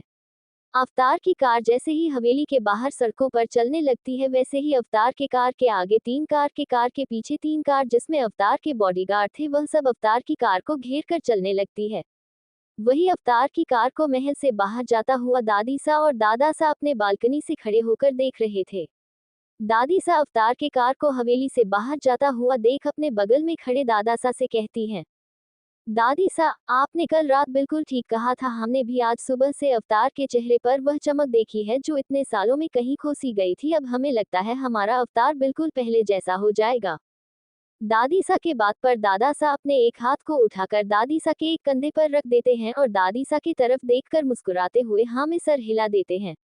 दादी सा भी मुस्कुराते हुए दादा सा के कंधे पर अपने सर को टिका देती हैं। दूसरी तरफ धर्मजयगढ़ ठाकुर निवास। ठाकुर निवास में सभी लोग अपना अपना ब्रेकफास्ट कर चुके थे और अपने रूम में पार्टी में जाने के लिए तैयार हो रहे थे। ये पार्टी एक रॉयल पार्टी थी, जिस वजह से इस पार्टी को आज शाम के टाइम में ही रखा गया था। मान्यता, वाणी और दया वापस अपने घर जा रहे थे, लेकिन शिवांश ने उन तीनों को ये कहकर रोक लिया कि आज वह तीनों भी उन सब के साथ पार्टी में जाएंगे। इसके पीछे का रीजन क्या था ये तो सिर्फ शिवांश ही जानता था। शिवांश अभी अपने स्टडी रूम से निकलता है और हॉल में बैठी सिद्धि की तरफ अपने कदम को बढ़ा देता है। वही शिवांश के पीछे वाणी और आवान भी स्टडी रूम से निकल के आ रहे थे। वही हाल में दया और मान्यता के साथ बैठी सिद्धि जब देखती है कि शिवांश आ चुका है, तो वह अपने जगह से खड़े होकर शिवांश की तरफ अपने कदम को बढ़ा देती है।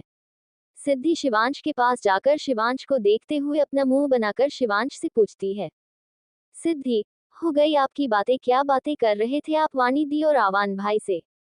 ये कहते हुए सिद्धि एक नजर शिवांश के पीछे खड़े वाणी और आवान को देखती है, जहां वाणी अपने नजरों को झुकाए खड़ी थी और आवान के चेहरे पर एक चमक थी। शिवांश सिद्धि के पूछने पर सिद्धि का चेहरा अपने तरफ घुमाकर सिद्धि के एक गाल पर अपने एक हाथ को रख सिद्धि से कहता है, शिवांश, लिटिल गर्ल, यह आपको आज की पार्टी में पता चल जाएगा। शिवांश के ये कहते ही सिद्धि शिवांश को देखकर अपने होठों की पाउट बनाकर अपने सर को हाँ में हिला देती है।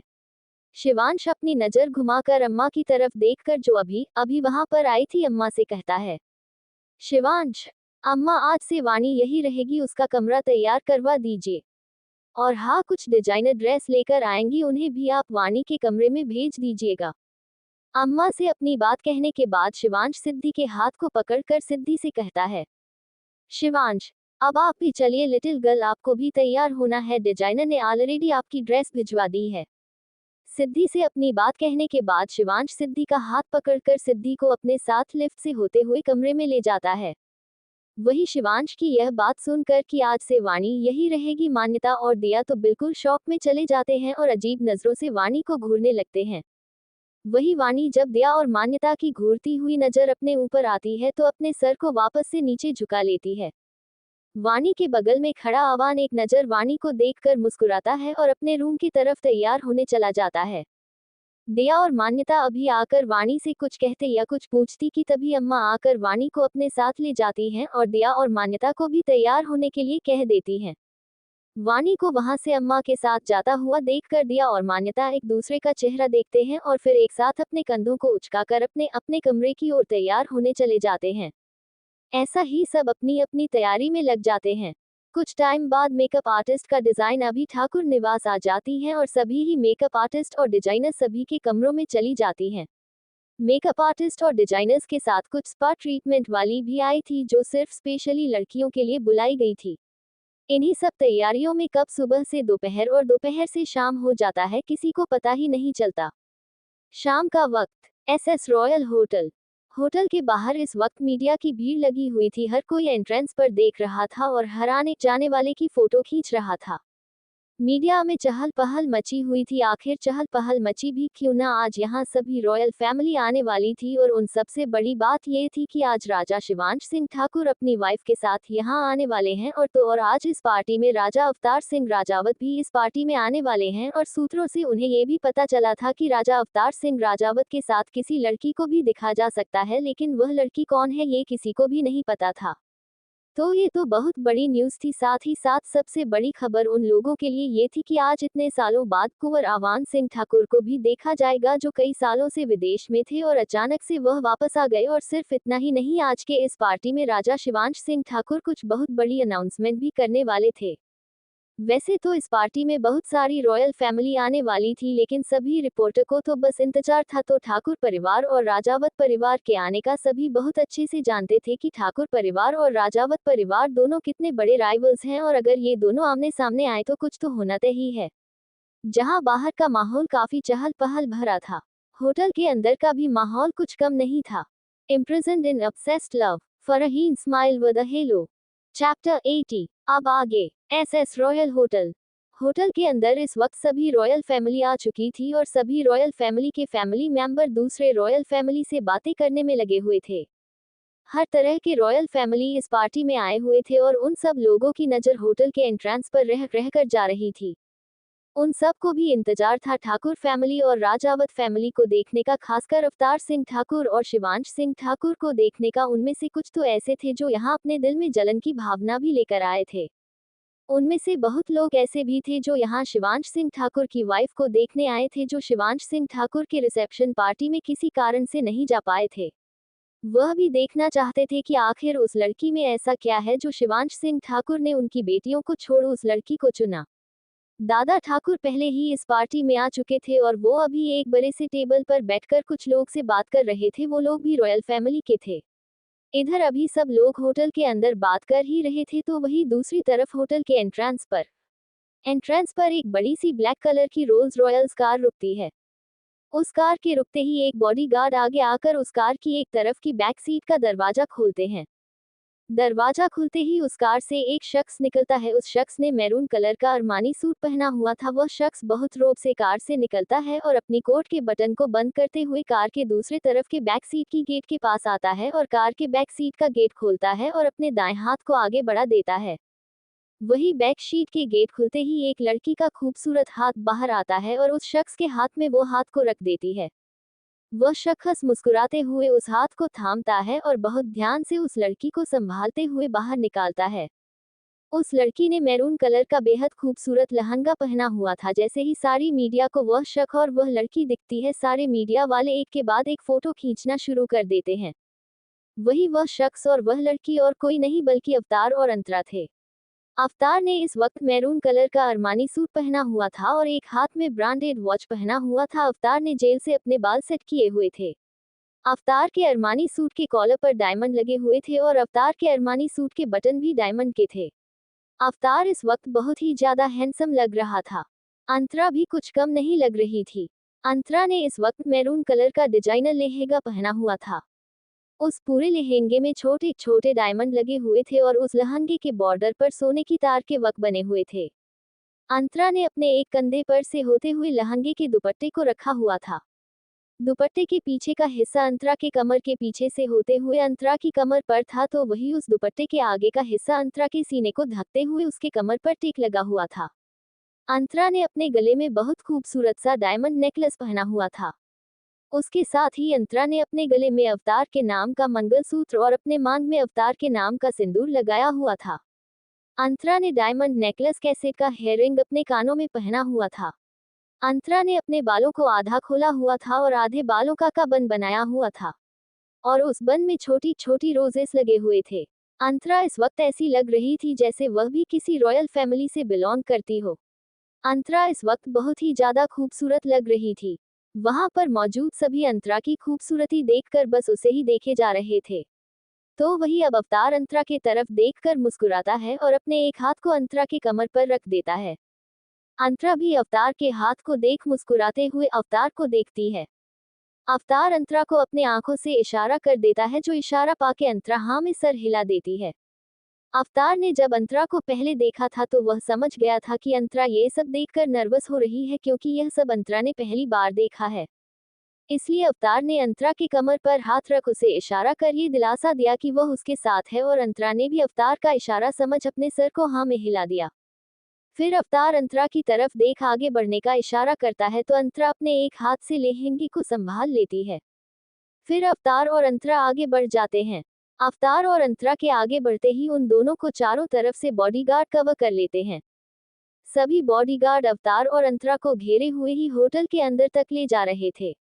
वहां पर मौजूद सभी रिपोर्टर ये जानने को उत्सुक थे कि आखिर राजा अवतार सिंह राजावत के साथ इतनी सुंदर लड़की कौन है जिसने अपने मांग में सिंदूर और गले में मंगलसूत्र पहना हुआ है। लेकिन अवतार के बॉडीगार्ड के होते हुए वह लोग अवतार और अंतरा तक पहुंच नहीं पा रहे थे कि तभी एक रिपोर्टर ने अपनी आवाज थोड़ी ऊंची कर अवतार से पूछा। रिपोर्टर, राजा सा, हम सबको जानना है कि ये लड़की जो आपके साथ है वो कौन है। वही उस रिपोर्टर की बात सुनकर और अंतरा के लिए ये लड़की सुनकर अवतार को थोड़ा गुस्सा आता है। इसलिए अवतार अपनी जगह रुककर पलटकर उस रिपोर्टर को घूर कर देखता है। वही जब वह रिपोर्टर देखता है कि अवतार उसे घूर कर देख रहा है तो वह सकपका जाता है और जल्दी से थोड़ा पीछे हट जाता है, क्योंकि सभी जानते थे कि अवतार सिंह राजावत को जब गुस्सा आता है तो वो किसी को नहीं छोड़ता। जब वहां पर मौजूद सभी रिपोर्टर्स ये देखते हैं कि अवतार कैसे उस रिपोर्टर को घूर कर देख रहा है तो किसी की कुछ भी पूछने की हिम्मत नहीं होती। लेकिन तभी उन लोगों के कान में अवतार की शांत मगर बेहद ठंडी आवाज पड़ती है। अवतार, ये हमारी पत्नी रानी अंतरा अवतार सिंह राजावत है। तो आगे से इनका नाम लेने से पहले 100 मर्तबा सोच लेना कि तुम किसके बारे में बोल रहे हो। उन सभी रिपोर्टर से अपनी बात कहने के बाद अवतार बिना किसी की बात सुने और बिना किसी देरी के अंतरा को लेकर होटल के अंदर चला जाता है। वही अवतार के होटल के अंदर जाने के बाद सभी रिपोर्टर को एक सदम सा लग जाता है। वह सभी बस अवतार की बातों को याद कर रहे थे कि अवतार ने अभी उन सबसे क्या कहा था। सभी रिपोर्टर्स में अभी बस यही बात चल रही थी कि क्या राजा अवतार सिंह राजावत ने शादी कर ली, लेकिन राजा अवतार सिंह राजावत ने शादी कब की, कैसे की और किसी को बताया क्यों नहीं, और क्या उनकी पत्नी किसी रॉयल फैमिली या फिर किसी बड़े परिवार से बिलोंग करती है या फिर वह किसी सिंपल फैमिली से बिलोंग करती हैं। अभी सभी रिपोर्टर आपस में बात कर ही रहे थे कि तभी होटल के एंट्रेंस पर 2 कार आकर एक साथ रुकती है। वही उन दोनों के रुकते ही 4 बॉडीगार्ड आगे आते हैं और 2 बॉडीगार्ड एक कार की और 2 बॉडीगार्ड दूसरे कार की बैक शीट का गेट ओपन करता है। दोनों कार के गेट ओपन करते ही एक कार में से 2 शख्स और दूसरे कार में से 2 शख्स बाहर निकलते हैं। पहले कार में से जो 2 शख्स निकले थे उन दोनों ही ने इस वक्त ब्राउन कलर का अरमानी सूट पहना हुआ था। वही दूसरे कार से निकले 2 शख्स में से एक ने रॉयल ब्लू कलर का अरमानी सूट पहना हुआ था और दूसरे ने ग्रे कलर का अरमानी सूट पहना हुआ था। वह चारों शख्स बाहर निकलते ही एक दूसरे को देखते हैं और मुस्कुरा देते हैं। फिर वो चारों शख्स सामने की तरफ देखकर कुछ पोज देकर फोटो खिंचवाते हैं। ये चारों और कोई नहीं बल्कि समीर, विक्रांत, अवी और आवान थे। वो जो दो लड़के पहले कार से उतरे थे वो समीर और अवी थे, जिन्होंने इस वक्त ब्राउन कलर का अरमाइनी सूट पहने हुए थे। समीर ने अपने बालों को जल से सेट किया हुआ था, अपने हाथ में महंगी वॉच, पैरों में चमचमाते काले जूते पहने हुए थे। समीर के अरमानी सूट के पॉकेट के ऊपर एक सोने की मोर का ब्रोच लगा हुआ था। वही अवी ने भी ब्राउन कलर अरमानी सूट पहना हुआ था। अवी ने अपने बालों को जल से सेट किया हुआ था। अवी के पैरों में भी ब्लैक कलर के चमचमाते जूते थे, एक हाथ में रोलेक्स वॉच और दूसरे हाथ में एक सोने का ब्रेसलेट पहना हुआ था। अवी और समीर इस वक्त कतई जहर लग रहे थे। दूसरी कार से जो दो शख्स उतरे थे वो विक्रांत और आवान थे। आवान ने इस वक्त रॉयल ब्लू कलर का अरमानी सूट पहना हुआ था। आवान की एक हाथ में बहुत महंगे वॉच थे। आवान ने अपने बालों को जेल से सेट किया हुआ था। उसके कोट के कॉलर पर एक यूनिक तरीके का ब्रोच लगा हुआ था जिस पर एक किंग का ताज था। आवान इस वक्त काफी हैंडसम लग रहा था। वही विक्रांत ने अभी ग्रे कलर का अरमानी सूट पहना हुआ था। विक्रांत के सूट के कॉलर पर एक रोज का ब्रोच लगा हुआ था। विक्रांत ने अपने बालों को जेल से सेट किया हुआ था और अपने हाथ में रोलेक्स वॉच पहनी हुई थी। विक्रांत इस वक्त बहुत डैशिंग लग रहा था। वह चारों एक दूसरे का चेहरा देखते हैं और मुस्कुराते हुए होटल के अंदर जाने लगते हैं। उन चारों को आगे बढ़ता देख 4-5 बॉडीगार्ड्स आगे आकर उन्हें घेरते हुए सेफ्टी के साथ होटल के अंदर पहुंचा देते हैं। वही आवान, अवी, विक्रांत और समीर के होटल के अंदर जाने के बाद होटल के मेन एंट्रेंस पर एक और रॉयल कार आकर रुकती है। वही उस कार के रुकते ही दो बॉडीगार्ड आगे आते हैं और एक बॉडीगार्ड कार के आगे की पैसेंजर सीट का डोर ओपन करता है और दूसरा बॉडीगार्ड कार के बैक सीट का डोर ओपन करता है। बॉडीगार्ड जब कार का पैसेंजर सीट ओपन करता है तो कार के पैसेंजर सीट से एक शख्स निकलता है जिसने ब्लैक कलर का सूट पहना हुआ था। वह शख्स कार के पैसेंजर सीट से बाहर निकलकर अपनी नजर इधर उधर घुमाता है कि तभी कार के बैक सीट से 3 लड़कियां बाहर निकलती हैं। वह तीनों लड़कियां कार के बैक सीट से बाहर निकलकर उस शख्स के पास जाकर खड़ी हो जाती हैं। फिर वह शख्स और वह तीनों लड़कियां सामने की तरफ देखते हुए मुस्कुराने लगती हैं। ये शख्स और कोई नहीं बल्कि शमशेर था और शमशेर के साथ खड़ी वह तीनों लड़कियां मान्यता, वानी और दिया थी। मान्यता को तो ये सब की आदत थी और दिया को भी स्पोर्ट्स में रहने की वजह से इन सब की थोड़ी बहुत आदत थी। लेकिन वानी, उसके लिए यह मीडिया और ये पार्टी बिल्कुल नए थे। मीडिया और वहां पर मौजूद भीड़ को देखकर वान थोड़ी नर्वस होने लगती है। तभी वानी के दाएं तरफ से मान्यता आती है और वानी का दायां हाथ पकड़कर उसकी तरफ मुस्कुराकर देखने लगती है। मान्यता के हाथ पकड़ने से वानी भी मान्यता के तरफ देखती है और जब देखती है कि मान्यता उसे मुस्कुरा कर देखकर उसे सब ठीक होने का इशारा कर रही है तो वानी भी हल्का सा मुस्कुरा देती है। अभी वानी मान्यता के तरफ देख ही रही थी कि वानी के बाएं साइड से दिया आती है और वानी का बायां हाथ पकड़कर खड़ी होकर वानी की तरफ देखकर मुस्कुरा देती है। वानी भी दिया के तरफ देखकर हल्के से मुस्कुरा देती है। शमशेर ने वाइन कलर का अरमानी सूट पहना हुआ था। शमशेर ने एक हाथ में बहुत ही महंगी घड़ी पहनी हुई थी। शमशेर ने अपने बालों को जेल से सेट किया था और शमशेर के सूट की पॉकेट पर गोल्ड ब्रोच लगे हुए थे। शमशेर इस वक्त बहुत हैंडसम लग रहा था। वही वानी ने रॉयल ब्लू कलर का लहंगा पहना हुआ था। वानी ने अपने गले में रूबी का नेकलेस पहना हुआ था और उसी रूबी नेकलेस का सेट रूबी ईयरिंग अपने कानों में पहना हुआ था। वानी ने अपने पूरे बालों को एक तरफ करके खुला छोड़ रखा था और एक तरफ से अपने बालों में डायमंड की एक क्लिप लगा रखी थी। वानी एक हाथ में उसी डायमंड के सेट का ब्रेसलेट और एक हाथ में चूड़ी थी। वानी इस वक्त बहुत सुंदर लग रही थी। दिया ने भी ग्रे कलर का half shoulder back less gown पहना हुआ था। दिया ने अपने पूरे बालों को बन बना रखा हुआ था जिससे दिया की बैक लेस गाउन में उसकी खुली पीठ नजर आ रही थी। दिया ने अपने गले में डायमंड का सेट पहना हुआ था और दिया ने अपने कानों में उसी डायमंड सेट की ईयरिंग को पहना हुआ था। दिया इस वक्त बहुत ही एलिगेंट लग रही थी। वही मान्यता ने ब्राउन कलर का ऑफ शोल्डर स्प्लिट गाउन पहना हुआ था। उस गाउन में पैर के तरफ से एक कट था जिससे उस गाउन की खूबसूरती और बढ़ रही थी। मान्यता ने अपने गले में पतला सा डायमंड नेकलेस पहना हुआ था और मान्यता ने अपने कानों में उसी डायमंड नेकलेस का ईयरिंग सेट। मान्यता ने अपने बालों को हाफ ऑफ बन बनाया था और हाफ खुला रखा था। मान्यता इस वक्त बेहद खूबसूरत लग रही थी। फिर शमशेर, मान्यता, वानी और दिया होटल की तरफ बढ़ने लगते हैं। उनके आगे बढ़ते ही 4-5 बॉडीगार्ड आकर उन्हें घेर लेते हैं और उन चारों को सेफली होटल के अंदर पहुंचा देते हैं। Imprisoned in obsessed love. Faraheen smile with a halo.